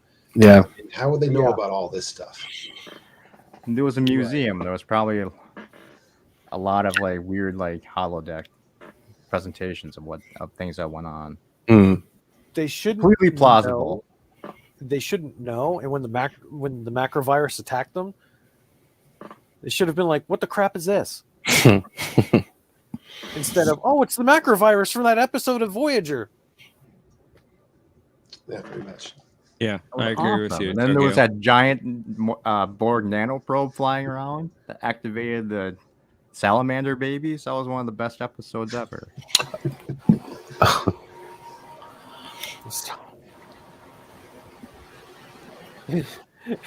You know, it's what's funny is that it still put Captain Janeway back in command of Voyager. If you really think about it, it's terrible. I was just thinking. And then in the next episode, you get the strongest animal alien that we've ever met, the Moopsie, that just drinks bones everywhere. How awesome would that be in live action? It'd be this cute little fluffy thing, and I just drink. They stole that from Doctor Who. Oh, they stole that from Doctor Who. Not. Okay, Fandom Menace. They steal everything. Kurtzman's a hack. What a hater.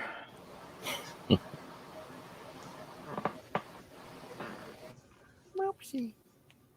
I didn't think it was cute. I thought it was kind of funny. It was awesome. It was jumping up and down behind the door with his happy little face. I trying to find get in to very drink little, everybody. very little to be funny in Lower Decks. You don't have a sense of humor.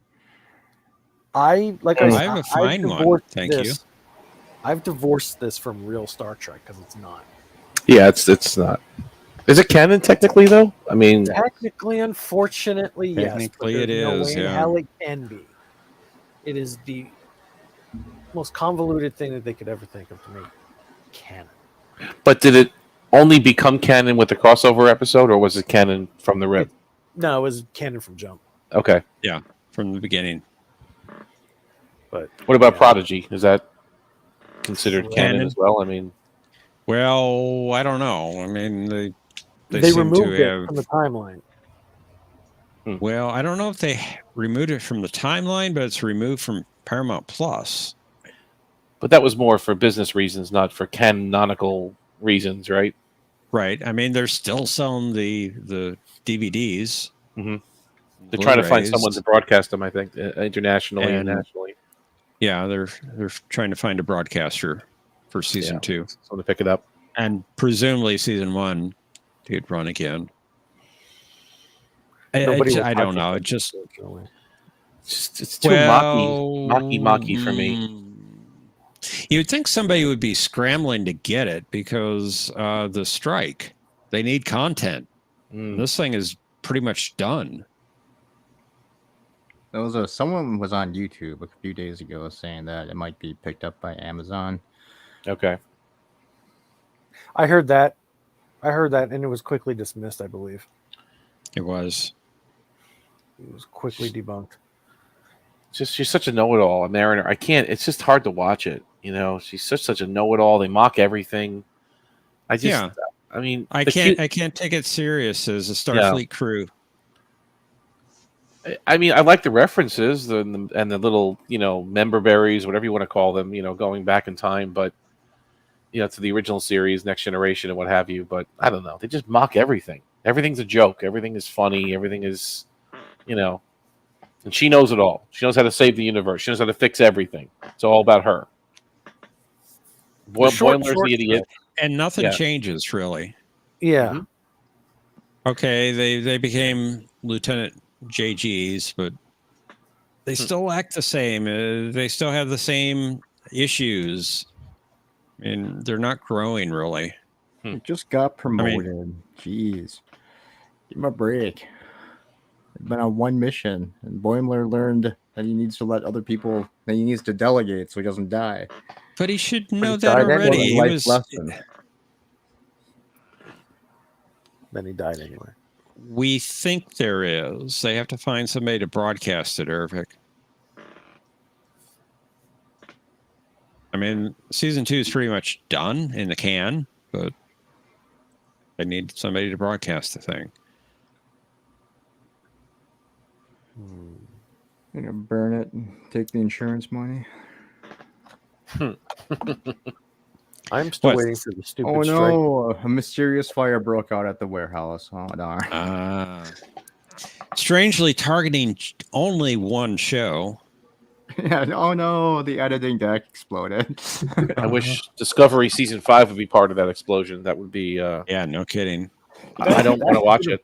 I do not want to. I'll pay Paramount Plus more money not to broadcast it. They say, okay, you know it's ad free. It's $9.99 or something. I'll pay $18.99 a month just to not have to look at Discovery season 5. They can just move it right to, I guess not video, but right to nothing. Just don't even bother with it. Why We'll is put it on that show Netflix. taking so Nobody's long to subscribed come to that out? Is anymore that, anyway. Are they reshooting that one? Which one? Discovery? Yeah. I think they. Well, the They strike, only- right? Isn't it almost 2 years now since their last season? Yeah, well, they Seems like a delayed really it long from this time. season because of the strike. And then there was a question whether it was going to be a season 5 or not, right? I think they didn't renew until very late, or didn't get the green light for season 5 until later on, I right? believe they renewed.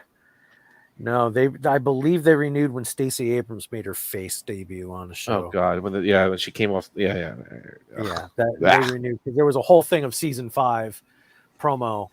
Then they started filming it and everything else, and then they said it was going to be canceled. And I was the happy original about that. air date was going to be pushed back a year. It's all for the strike. Yeah, it's terrible. Just let it die already. Just let it go. No one's watching it, and anyone that is watching it is not enjoying it. This is nothing there. Like I said, Ervik, the show doesn't change. The next episode, Mariner will be back the same way she was. It's like the Simpsons of Star Trek. Yeah, it kind of is. That's a Yes, good I thought- analogy. Yeah, I've been thinking earlier already in this season, the story beats are for the characters are just repeating themselves. Seems like they'll have an episode that focuses on a certain character and they'll learn something, but it's something they already learned in an episode last season or whatever. Yeah.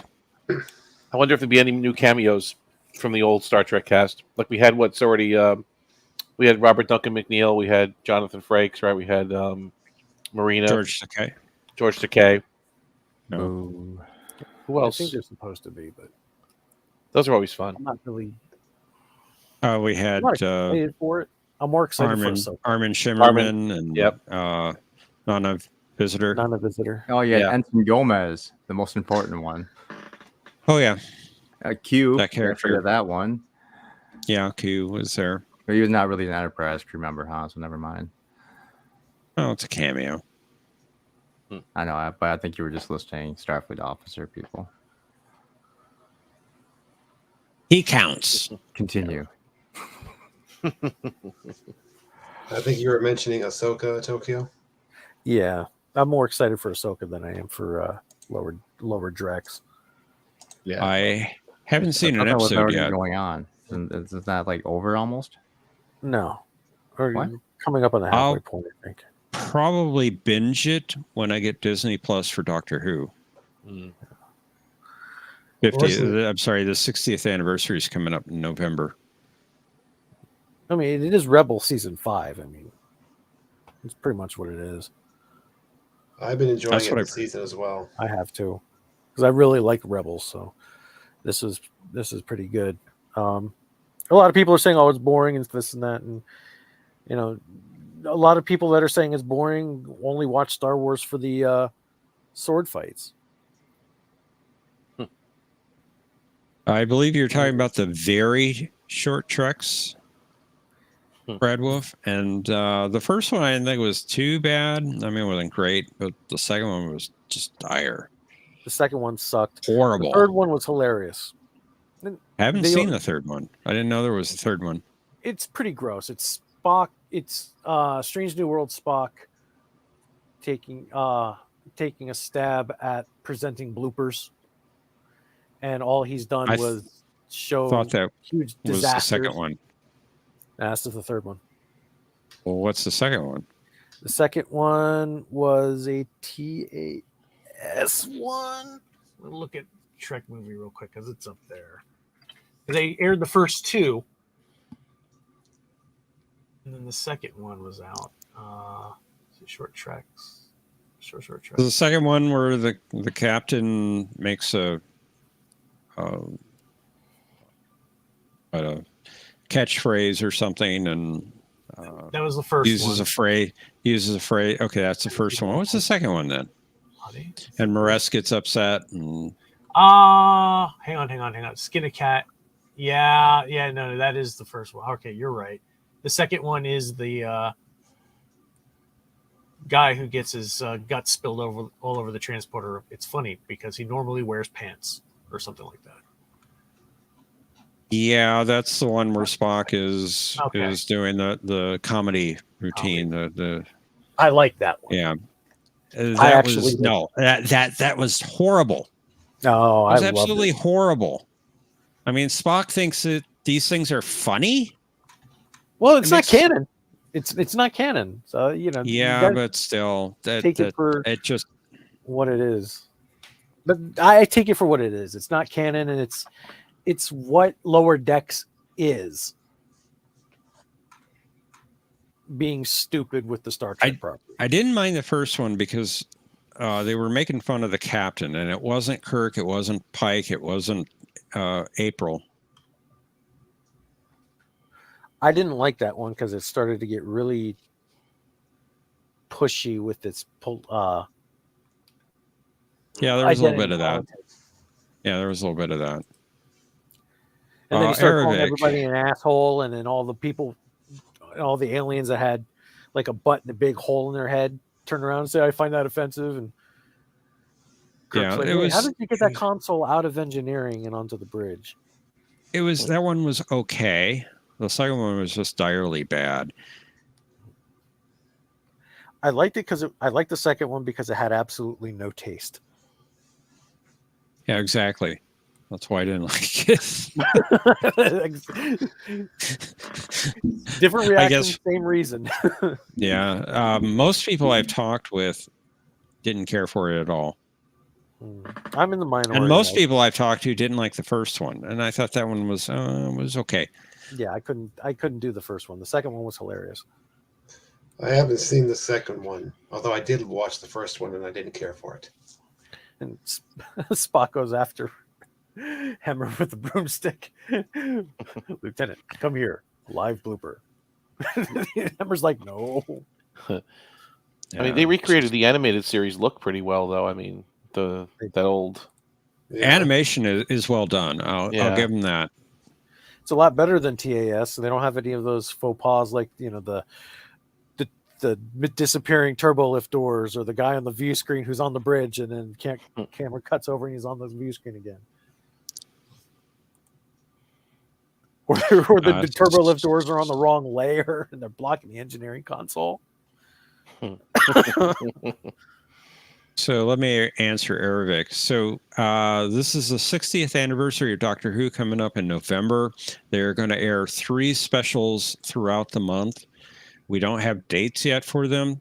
Then there's going to be a Christmas episode on Christmas Day. And then series 14 will air in the spring of next year.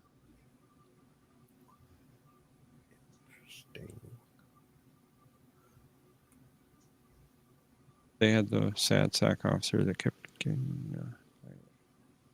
Yeah, that's the first one, I think. Yeah. That one was okay to me. The ensign hurt his genitals and then farted. No one died.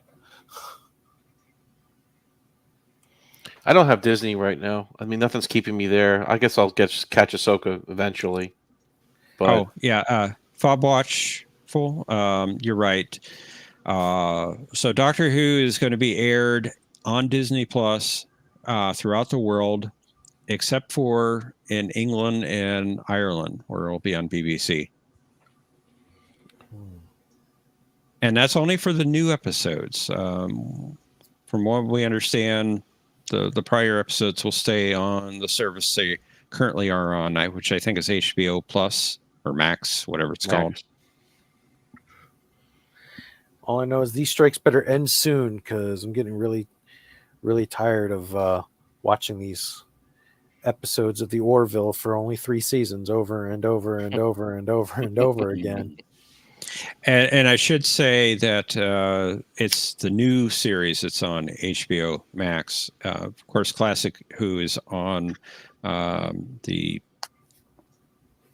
forget what they call it now. There's a special service that has just British programming.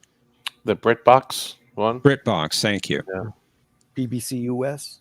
BBC America, yeah. Not BBC America, it's BritBox. They have Are You Being Served and a low on it? I don't know. I don't subscribe to BritBox. I don't either. Are You Being Served was funny. Real funny. I don't know if you guys seen that one. The Trouble with Edward. That's a different short treks. That's an actual so-called canon short trek. Yeah, and that was absolutely dire as well. I hated that one. The short treks are all tributes to TAS. They're not canon. And they're tasteless. And they have the franchise. Yeah, they have the look of TAS. Yeah.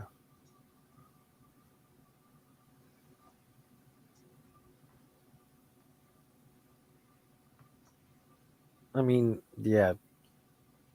Yeah, if that was supposed to be Captain Kirk in the first one, they would have gotten what's his name? Wesley, is it? Paul Wesley to play Kirk. But they didn't. It is supposed to be Kirk, but it's not. It doesn't look like Kirk. It was a special guest comedian. Yeah, it doesn't look like Kirk. Yeah, it doesn't at all, but it was a special guest comedian. And I think he also, I could be wrong, I probably am. He was the ensign that got hit in the nuts with the diarrhea in the last one. I don't know. I was thoroughly disgusted by it by that point and probably didn't notice. I like how they destroyed the Europa like 6 times. Everybody's in shock, and one chick goes across crying. Spock says something stupid. A very big blooper. I'm watching it now as we're speaking. This is terrible. This is hard to watch. It is very hard to watch. I mean, I'm appreciating it. The Kirk sounds like John Belushi from Saturday Night Live playing Kirk. I remember that skit. That's what he sounds like.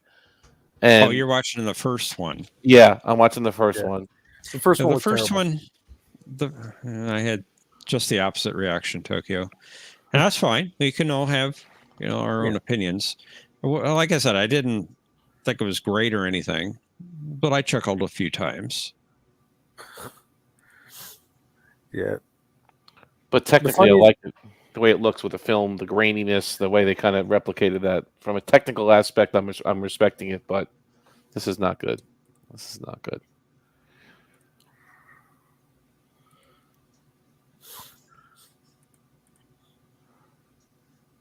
Well, the Root Fly, you may be mistaking us for Wheel of Fortune. Yeah. I don't remember any prizes being presented in Jeopardy. There were no girls presenting anything in Jeopardy. I don't remember that either. Girl presenting stuff. I think you got the wrong show. Yeah. Sorry, Root Fly. Fob Watchful, yes, you're right. Doctor Who is also on Pluto TV for free if you want to watch it there. But you can't pick which story you want to watch.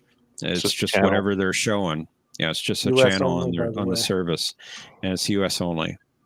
Pluto TV is not available internationally. It's not. Yeah. I mean, you're not missing all that much. It's just free, but it's some classic TV on there. Like there is a Star Trek channel or two, and it's a streaming broadcast. I mean, they had Picard on there for God's sakes. Yeah, that probably got lower ratings than Maury Povich show or something on the other channel. Seasons 1 and 2. Oh gosh, he's Maury Povich. I was thinking about season 3 of Picard. Do you want me to spell it out? Riker says, "You want me to spell it out for you, Jean-Luc?" What? You are not the father. Yeah, Riker goes, computer, run program Riker Omega 3. Maury comes out and goes, in the case of Jack, Crusher, Jean-Luc, you are the father. Of Jason Vigo, you are not the father.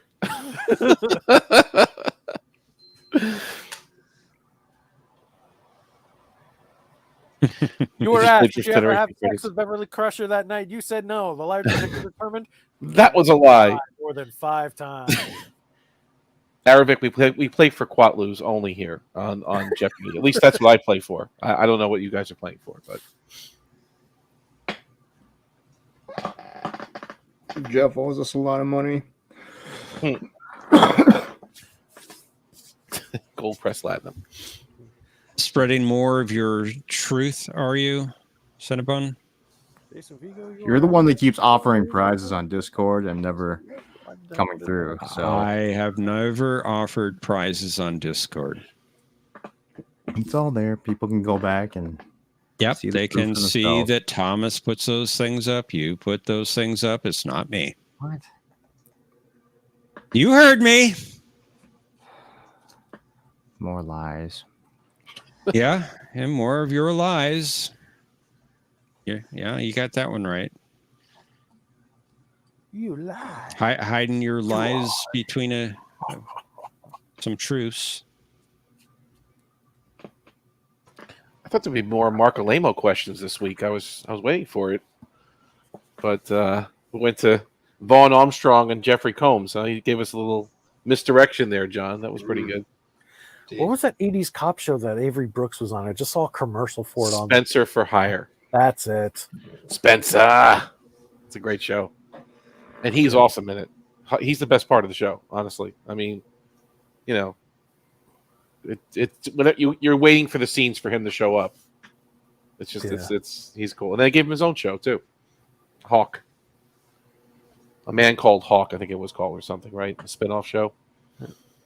And then DS9. Well, before DS9. And then actually, when he was doing DS9, I think he did a Hawk movie, actually. Between season 2 and 3. I could be wrong.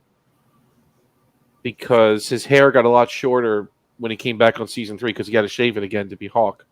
But then they made him grow it back again for season 3. Right. Yeah. And then he just kept it bald from season 4 on, where he's like, he finally convinced them. He goes, "Look, guys, I'm not happy. Come on, give me a break." Because he hated that hair. That wasn't him. But they didn't want him to look like Hawk in space. That's the only reason why they didn't really want him to. They wanted him to grow the hair.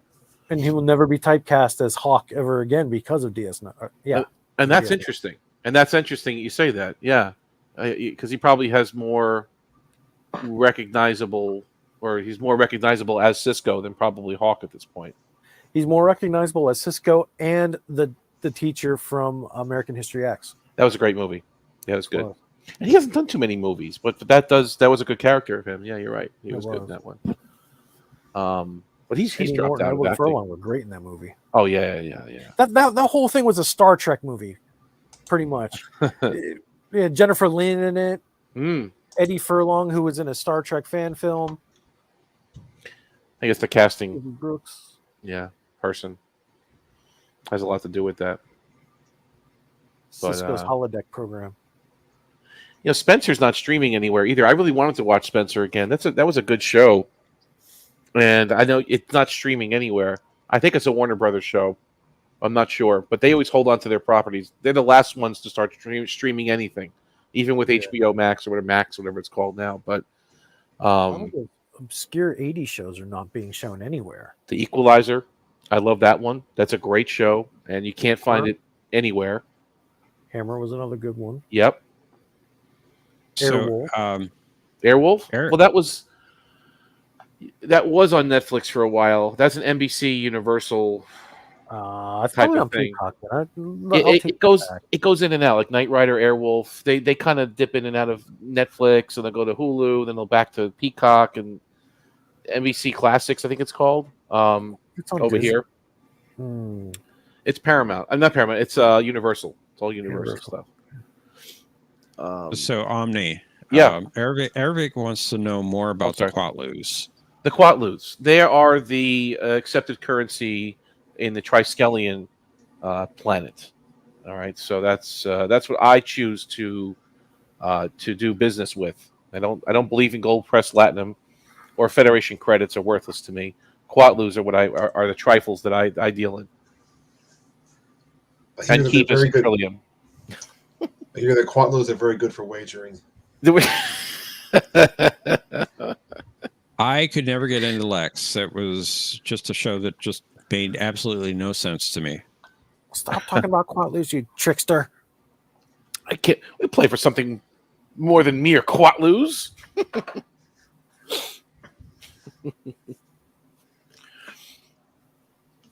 Ran into one of those 1980s commercials compilation videos. Oh yeah, on YouTube, those are good. I love those because they bring back childhood memories. Like, oh my gosh, this. Why is this not? Why can't I go back in time and actually live there again? No, you're right. You're right.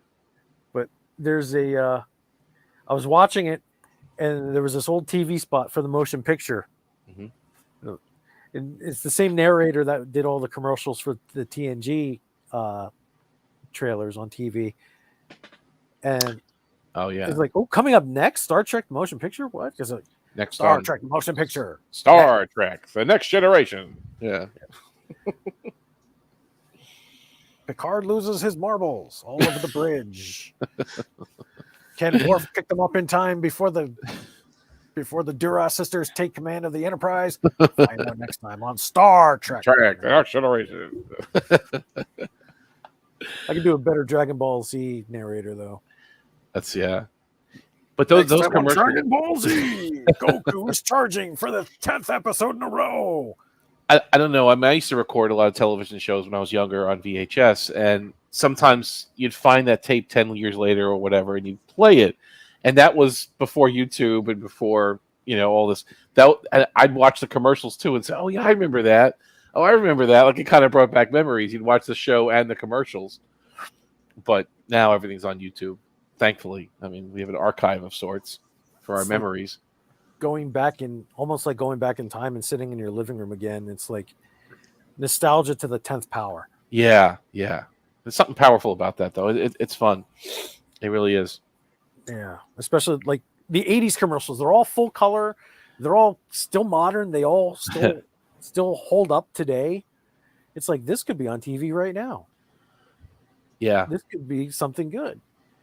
But they wouldn't hold anyone's attention. I mean, they're dated. Like, I mean, they were shot on film. Dated. They had all, they looked like phony families and phony people. It just, now everything's all kind of more modern, fast, and, real and gritty, and, the men are the idiots, and it's like it's different now. It's yeah. What gets me are the kids commercials for the toys and stuff that we grew up with. Right. You see all the kids on TV, and you see like the girls' toys that we used to cringe at. Now it's like, oh, that little baby girl is so adorable. Meanwhile, that baby girl is probably 45, 50 years old, 2,000 pounds, and bankrupt. I'm going to go get some food, so I'm heading out, guys. See you later. Thanks for the game, John. Thank you. All right. It was a pleasure playing with you. True Ultimate Champion. It was an honor, sir. All righty. Whatever. What?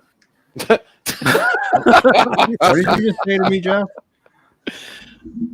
I said thank you for joining us, Original True Ultimate Champion. Wow, you see how he speaks to me with such hate in his voice. And I said it was an honor. So. All right. We'll go back to the Thanks, great. guys. Love how you twist everything. Bye. Bye. Speaking of bye, I'm gonna go to lunch. It is 12:30. Lunch. Oh, that's right. Yes. It's 12:30, and I got to break the news to my wife that I'm going to be going to law school. Oh, okay. This is not going to go over well. Godspeed. Hope it goes well for you, Tokyo. Thanks for joining us tonight. It's good to see you. Yes, very good to have you. That was a great match, Tokyo. I was looking forward to that, actually. Good to get my. We butt have kicked missed by, you. Yeah. Well, we'll see what happens in the next couple of weeks. I got a lot of stuff to do, so life comes at you fast. It does. Thank you. So, thank you, gentlemen, for hosting, and Omni, thank you for finally giving me the opportunity to get my ass kicked by you. No, it was. It's true. 3 times in a row, I might add. It was close. It was close, though. Thank the you. third time was close, but not close. But it's pretty, pretty good. But we had fun. No, but we had. Yeah, and that's what it's all about. You have a few laughs, so we all remember a show that was important to us. So it's great. I love it. R.I.P. Star Trek, though. Yeah, well, yeah. Although I have hope for Strange New Worlds a little bit. I don't. It's done.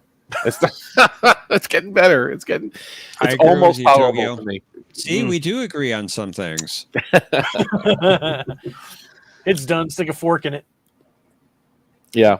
Star Trek. What about the new one? You think? Along with murdering Mbenga. Mbenga, yeah, well, murdery, Dr. Murder. Do you think that Star Trek Legacy is going to be coming? I mean, they've been hinting at it online. I've seen some blurbs about it. Strikes have to end. That's true. That's true. You're right. They can't say yes or no either. Well, they could say no, but they can't say yes, and they haven't been saying no. So I think it's coming. Because they can't say yes because it's a violation of contract, and people will go to court. Okay.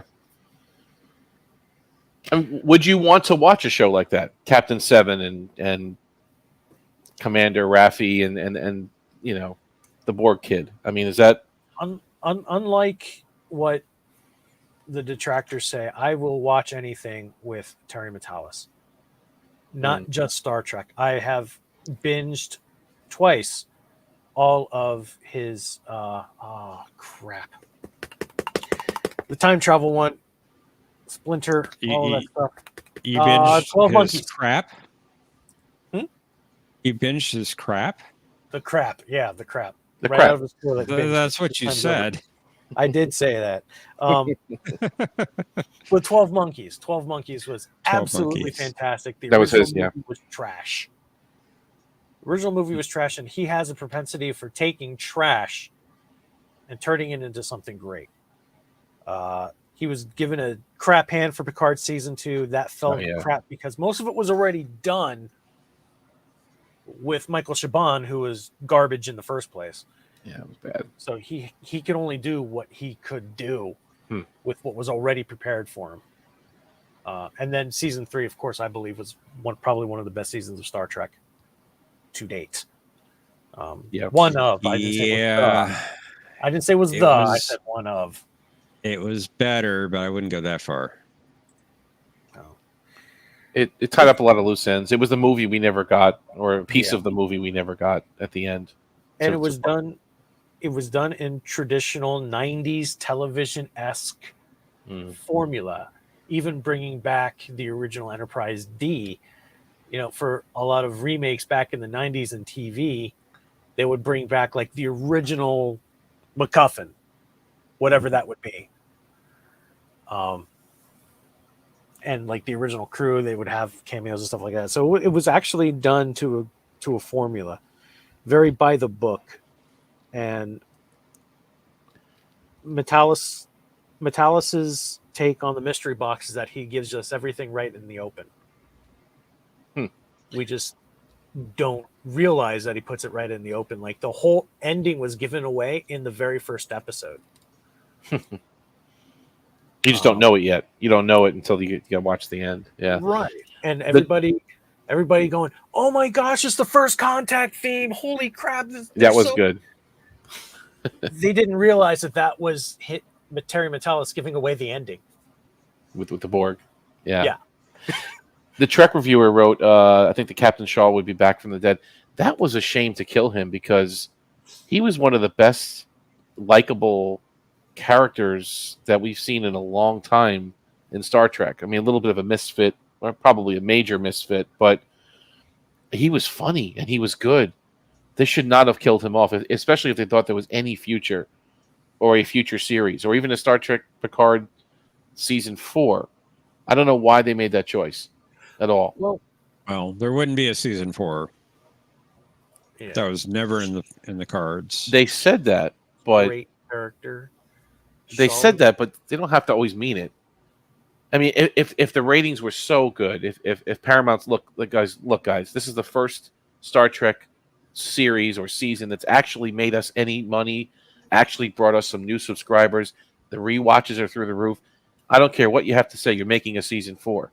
They could say that. I mean, they could make it, kind of almost force them to do it a little bit, right? Patrick Stewart has to say yes, probably, but you know.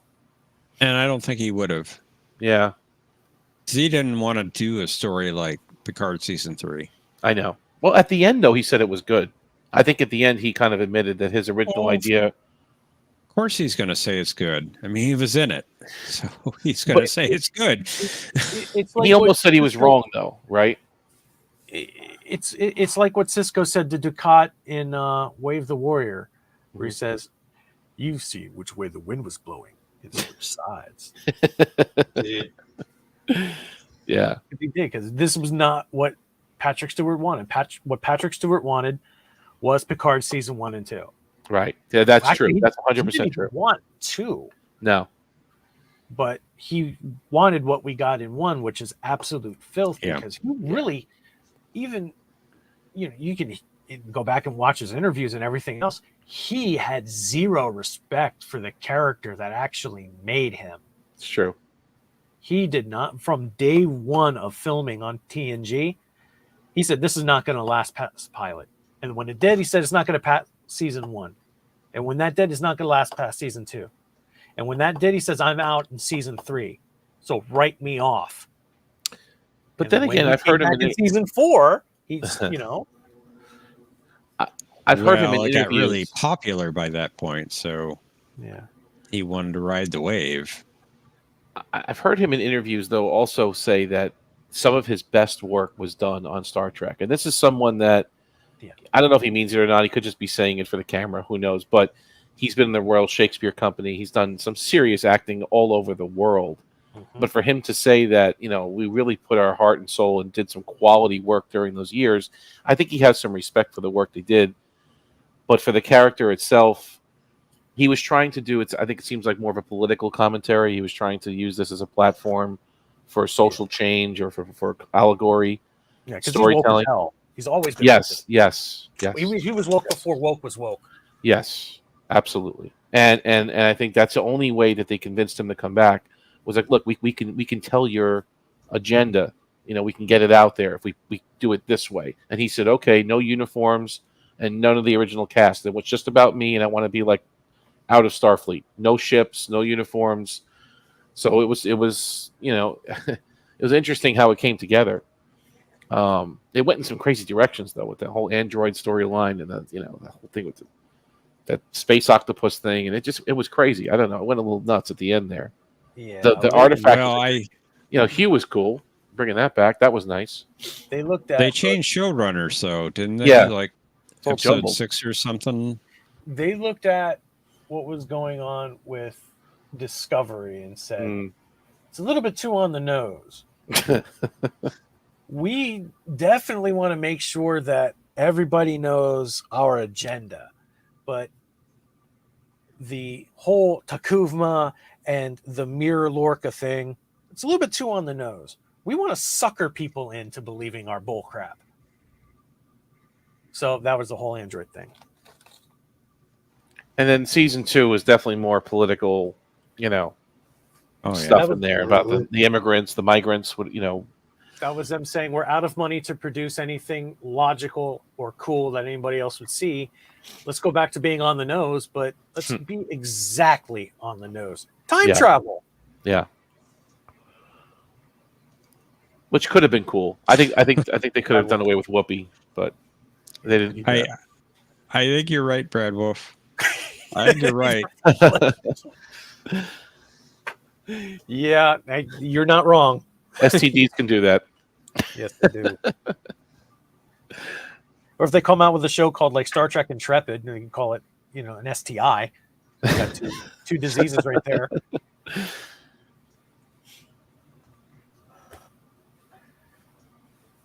I think there's more stories to be told, and I think they learn their lessons. As much as Kurtzman doesn't want to realize it, the fans have spoken a little bit. They like what they saw in I season don't 3. know. I don't think they Starfleet did. Academy, Starfleet, or Star Trek Section 31. Section 31. They're stop going back all to that. double dip on.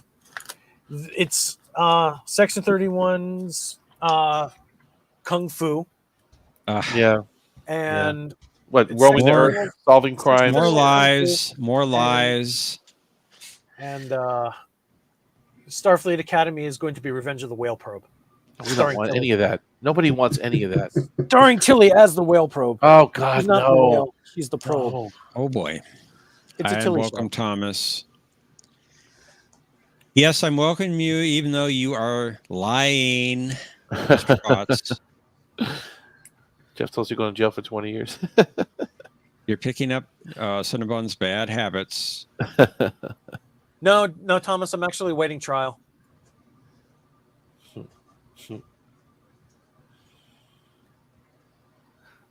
I'm awaiting trial. I'm facing 20 years in jail. Innocent until proven guilty, right? At least in this country. I'm not in our country. Right. I look in the mirror, I'm That is automatically guilty. You live by the Bushido code over there or something, huh? The Bushido, wow, Bushido's taking a completely different form. Mm. I'm not expected to drive a sword into my stomach and twist. And by the way, Thomas, Cinnabon was here for Game 3. Yeah, you missed that, Thomas. We had some heavy hitters tonight. And then Jay was in the comment room, but he didn't show up in the game. I thought he was going to. He said he I thought he would too. That would have been a hell of a match, huh? Wow. Because he's pretty strong. He knows his trick. He may He have to does. think about it for He does. a short bit, but he gets there. No, he does. Usually. Indeed. But And he's even also the Mr. reason Vice why the time President. limits yeah, he's also the reason why Jeff imposed the time limits. Oh, really? Yep. Yeah. But yeah, we have some formidable players on here for sure, and it's fun. I look forward to it, honestly. I mean, I work hard all week, and then I even work on Saturdays. I was telling you guys, and I look forward to it. As do I. Yeah, and it's like, okay, 9 o'clock's coming. I'm ready. I got my little drink set up. I got my computer set up. I'm like, let's go. Let's do this, and I like it. It's fun. We destroy everybody. But we have to get John on the other side of this. We have to get you two answering questions somehow. And I don't know technically how we can arrange that, but we have to do it. We have to switch it up somehow.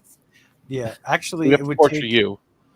it would take Jeff to not be able to play because he controls the board. Because he controls the board, right? Yeah, I couldn't play. John I could easily see the questions way beforehand. So if we submitted questions to you, could John get a week off and then become a contestant, I guess is the question. That's up to John if he wants to do that. I mean, in theory, we could do that. Sure, if you guys want to. All right, we take a group effort though, Tokyo. I'll need your help on that one. Yeah. I've been trying to get the Question of Trek crew to come over and play a game. Oh, that we would may be have great. We may have to do it at an earlier time, but because they're in England, right, and other parts of the world. Two of them are. One's in Canada. Canada, that's right. T-Down. Yeah. T-Down. And we And can play Omni, Double you're being good- Jeopardy. You'd have good help too, Omni. I've actually written. I want to say 2 shows or 3 shows I've written. Yeah, what are you saying, Thomas? You don't want to.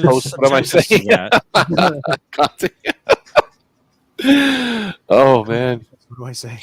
That would be funny. Features Admiral Janeway, Star Trek Legacy. Now that's interesting, Trek Reviewer. That's and you're writing some really great comments, Trek Reviewer. That I don't think anybody would mind seeing that. I mean, she's cool. She's well regarded in the Star Trek world. I mean, why not? She's still acting. They dropped I could see that. her name like 15 times in season 3. Yeah. And we didn't get her. I know. I was waiting for that. I mean, they couldn't bring all the Voyager back, but at least maybe her. Yeah. Well, she said that she wanted to only do Prodigy. Oh, come on. But no, she would have been. And the way they name dropped Cisco in season 2, and they didn't manage to get Avery Brooks to come back. He's not actively acting, though. He's not. No, he doesn't want to do it. Yeah, he's not actively doing this. You would have to put a lot of zeros behind a 1 or something. Yep. For him to come back. No, he wouldn't. That 1 might not be enough. It might have to be Well, like if you have enough zeros, it might be.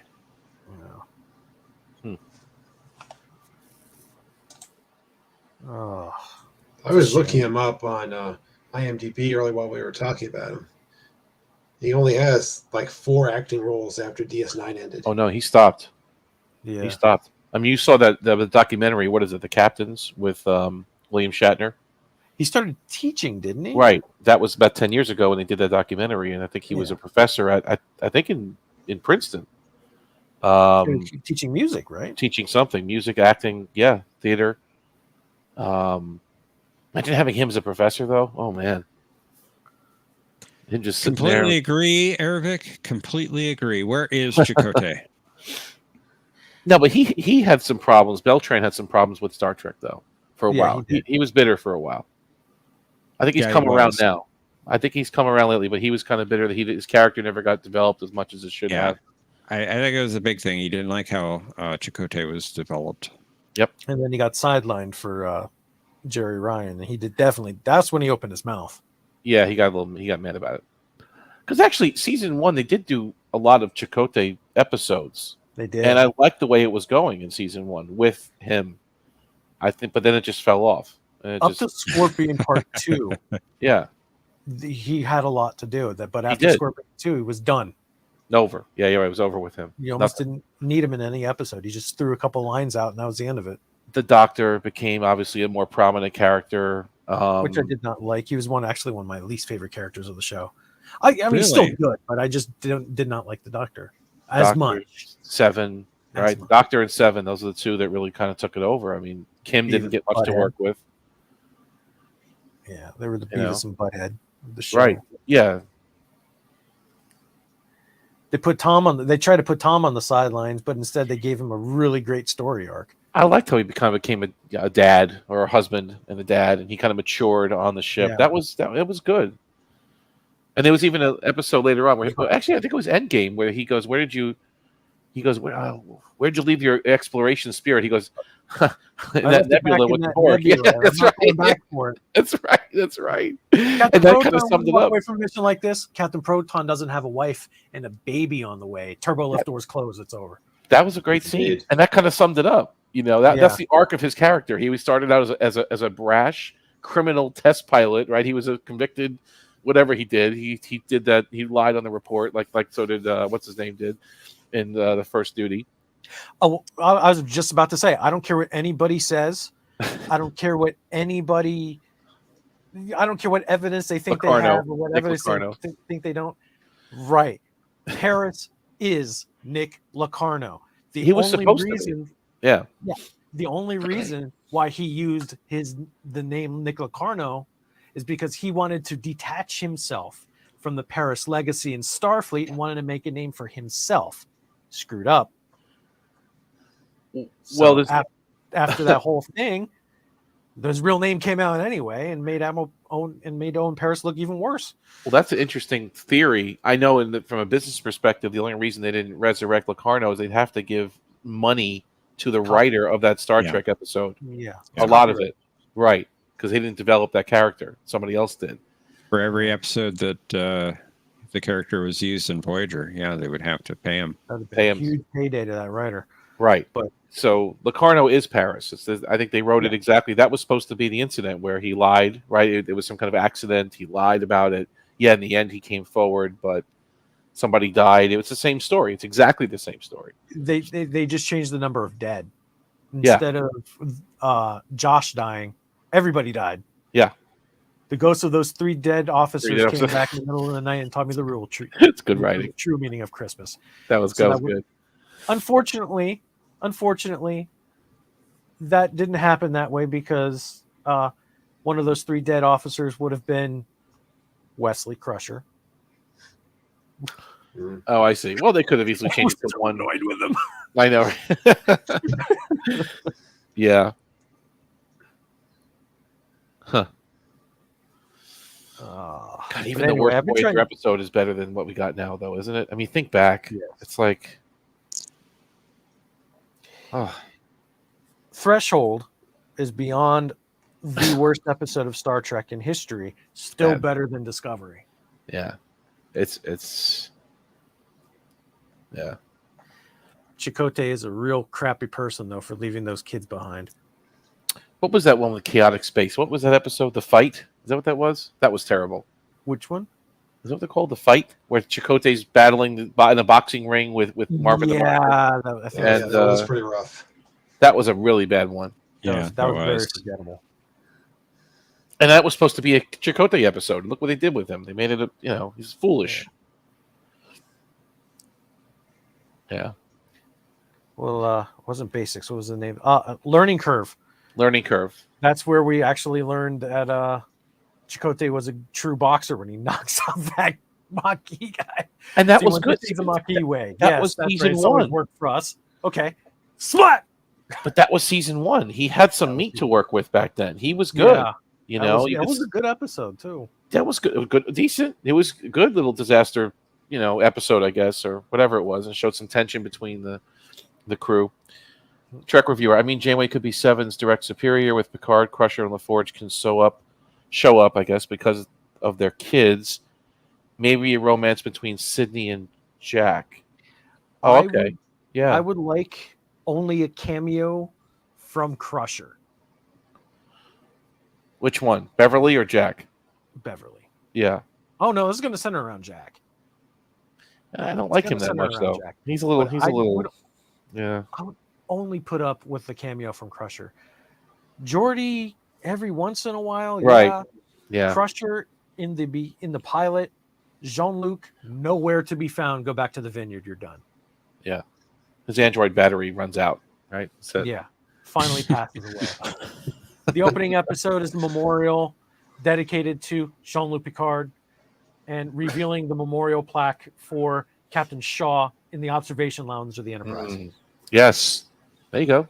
Tokyo, we can write this stuff. Come on, man. Let's keep going. We can. We got to break the episode up. We got 5 acts, right? 4 acts. Let's go. Let's do it. Yep. Some boohoo tears, and then we go off and test drive the new awesome engine that's been installed in the Enterprise, because to me, no ship deserves the name Enterprise unless it's a big ass ship, and it doesn't mean just size. If you're going to make it a small frigate like the Enterprise is now, you better make it a good one.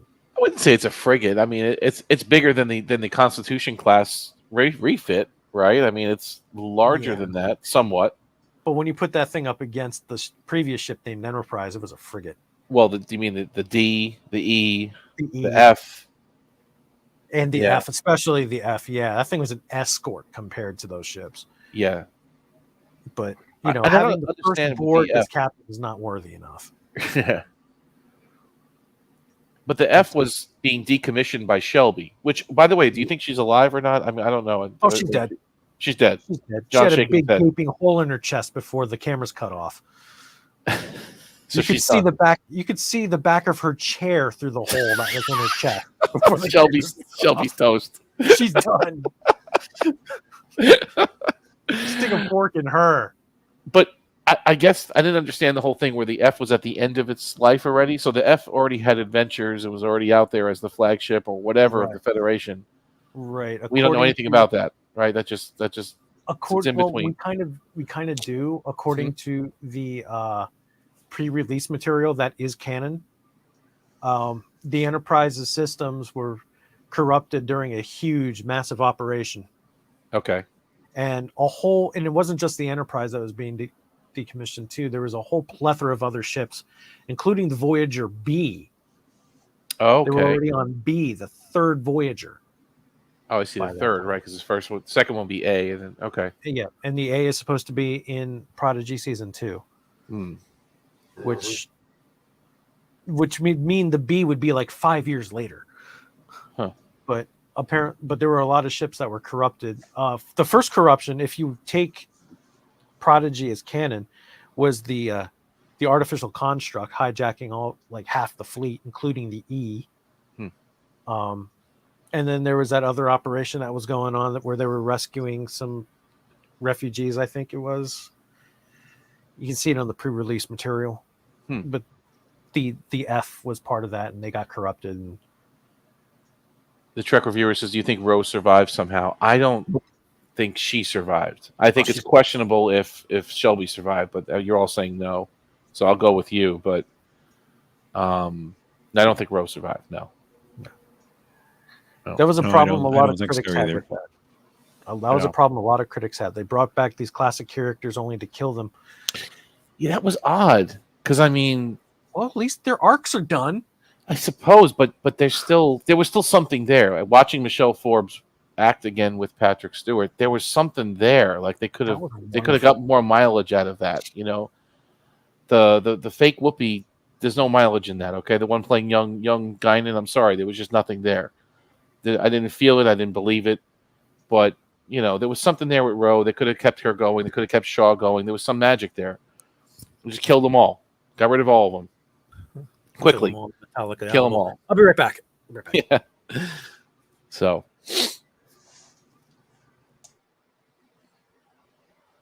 what's next week, John? What are we going to do now? Should I give you some more ideas of things to kill us with on questions?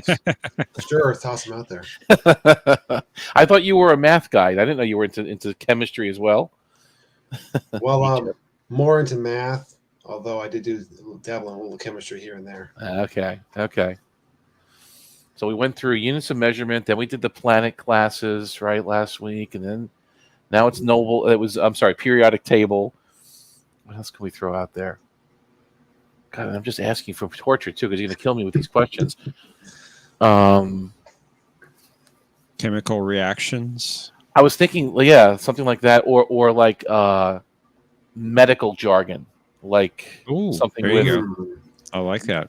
You know, the jargon, from either the EMH or any of the doctors out there. Yeah. It's a possibility. Brad Wolf, I think all the doctors were cast well, classic and new Who.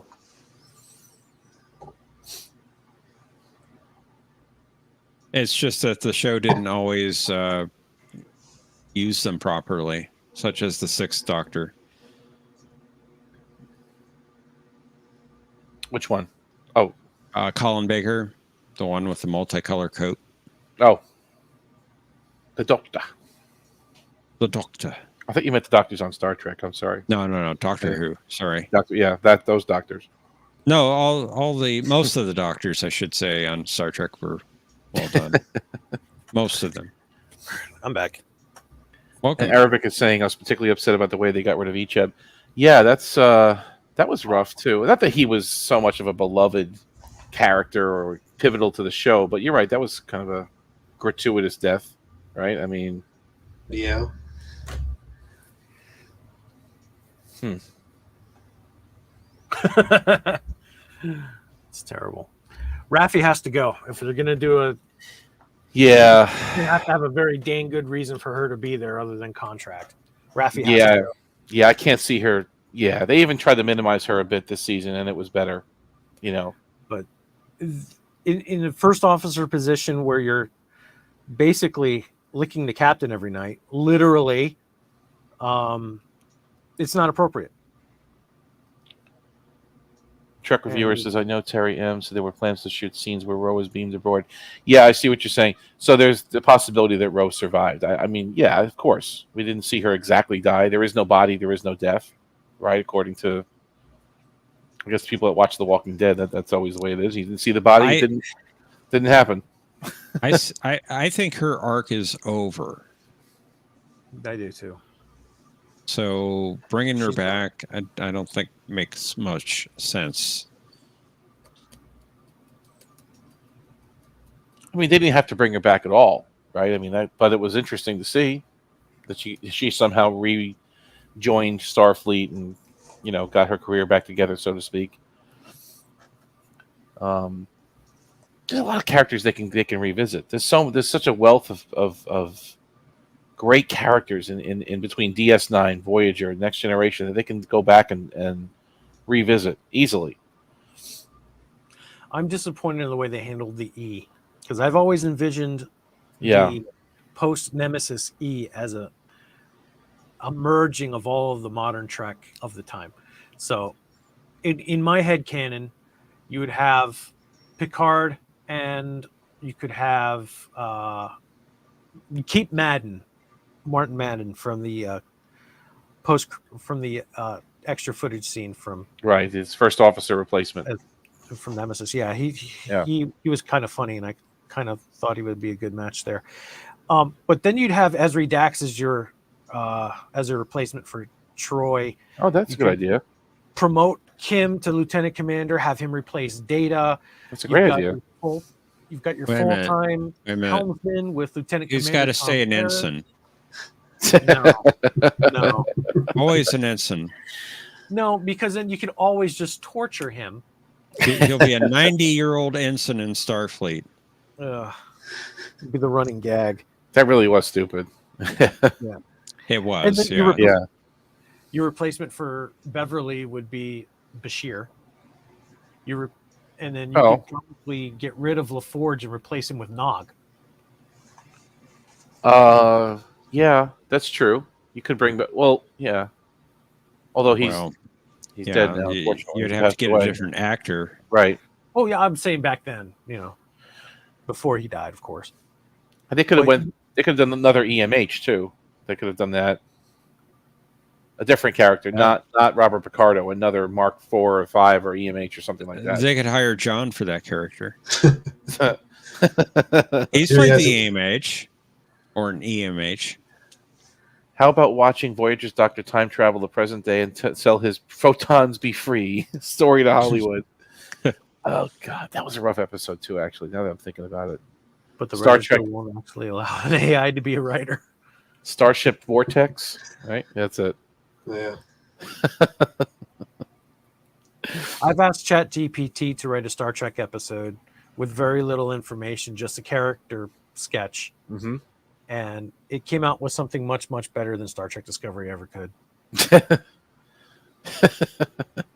And I did it live on camera too, if I recall correctly. Oh wow! But there's been a lot of critiques of Voyager. I mean, that they should have been more struggling to find supplies over the 7 years. They never had a problem replenishing their photon torpedoes, their shuttlecraft, their antimatter. They always were just kind of cruising along. They never had any problems with the Maquis after, I guess the first season. They just kind of they all blended in. They have a complement of 38 photon torpedoes, and with no way to replenish them. And that's the way the show was supposed to be. Who can create them? Right. 7 of 9 was God. Well, she could do the Borg torpedoes, right? Yeah, that's true. Yeah. You should cosplay. That is, and I will die on this sword, and everybody knows it. The 7 of 9 is the reason why they could have unlimited amount of torpedoes. Does not solve the shuttle problem, but it definitely solves the torpedo problem. So what? She can replicate with using Borg technology. They can get more torpedoes somehow. I mean, is that what you're Borg saying? Knowledge, yeah. Borg knowledge. Borg tech, Borg knowledge. She could do it. Yeah. I mean, I know they were talking about making Year of Hell like a whole season, but that would have been hard to watch too, though, in and of itself. That would have been a little rough. No, they couldn't have stretched that out. Right. They were talking about it, but yeah, no. I also heard years and almost decades ago, when they were thinking about the how to continue the show in season 6 and 7, bring Voyager home, right, and then have everything dealing with the Maquis crew and being prosecuted and stuff, having to deal with that fallout, and then bring one of the bad guys from the Delta Quadrant. You could have the Vaudois. They have hyperspace from Star Wars. You could bring the Hirogen, which eventually did come to the Alpha Quadrant. Species 8472 could chase them across chase them all the way back. You could do a lot. Bring the Delta Quadrant to the Federation and have them face that while having to deal with the repercussions of everything that happened on board Voyager, eventually ending in the crew staying together, the provisional officers who chose to stay on board, like the main characters, get full commissions, right. Their actions, they maybe a little bit of a punishment. Like they can, like, for example, Chakotay was a full command. No, he was lieutenant commander. So he would be a lieutenant. He couldn't go to the rank that he held provisionally. See, what was he a provisional commander or a lieutenant commander? Because I looked at his pips and they were lieutenant commander pips, right? But they never called him lieutenant commander. It was always commander. Commander, right? Because he was lieutenant commander. That could have been money. That could have been a wardrobe malfunction. Yeah, I always thought he was a full commander. I thought he was a 3-pip commander when he resigned from Starfleet to join the Maquis. I thought so too. But right. He had the one black stripe on his pip. He did. If you zoom in on that weird looking pip thing that the Maquis had, the provisional one, like you said, there was 2 full bars and like 1 half one. Yep. And 2 or gold, black 1 one. Right. Exactly. Yeah, black one, and you could see it clearly. Yeah. But they got Tuvok's rank messed up too, though. I mean, he was a lieutenant commander for the first 10 episodes or 12 episodes. Then he went back to lieutenant. And then he got promoted again. They got promoted again. But they never called him commander. It was always Lieutenant Tuvok, even in those first 10. Right. It was just a mistake. They did I didn't see a little box with a gold pip on my chair this morning. Poor Harry. That really was silly, though. I mean, God, they should have earned a few promotions. That was dumb. Yeah, that was kind of. So what if he's a lieutenant instead of an ensign? He's doing the same job. Like, what's the difference? It made. I don't know. Yeah. It's like the lower decks people. They're doing the same job. They're just now one rank higher than they were 10 minutes ago. Yeah. Oh, we get access to the anomaly room with all this classified stuff that nobody should have access to, but yet mysteriously does. That's interesting, though. You got me really thinking about them returning to Earth early. Like maybe at the beginning of season 7, Voyager gets home. They have to sort through, like you said, their problems, but then they're forced to go back to the Delta Quadrant, like in those novel series. What was it? What were those Star Trek books where they go back, where Chakotay takes Voyager back to Virtual Season 8? Yeah, what was that? Virtual Season 8, I think. Well, it's Voyager Season 8, I think. Oh, it was called something else, I thought, but maybe that's what it was. I don't know, but I know that there was a book series where Chakotay took over the Voyager, and I think Paris was the first officer, or and they went back to the Delta Quadrant to complete some more missions. I think. And no, I know what you're talking about. There was a Destiny season 8 Prestige. novel actually picked up after, like, at the closing credits of Endgame. Mm-hmm. Where Janeway says, set a course for home, and Chakotay takes a ship, and then all of a sudden something happens, and then they're back in the Delta Quadrant. Oh, wow. Huh. Aravic said, and Timeless want Harry promoted. Timeless was a great episode. Actually, that was a really good one. That was a good episode. Yeah. And actually, Harry, Garrett Wong did a really good job. He really could act. He was good. They just had him pigeonholed in that actor. That one role. Yeah, it was kind of tough. Forever and then some, unfortunately. I don't recall him getting promoted. John, you said you don't recall him getting promoted in Timeless? Is that what you wrote?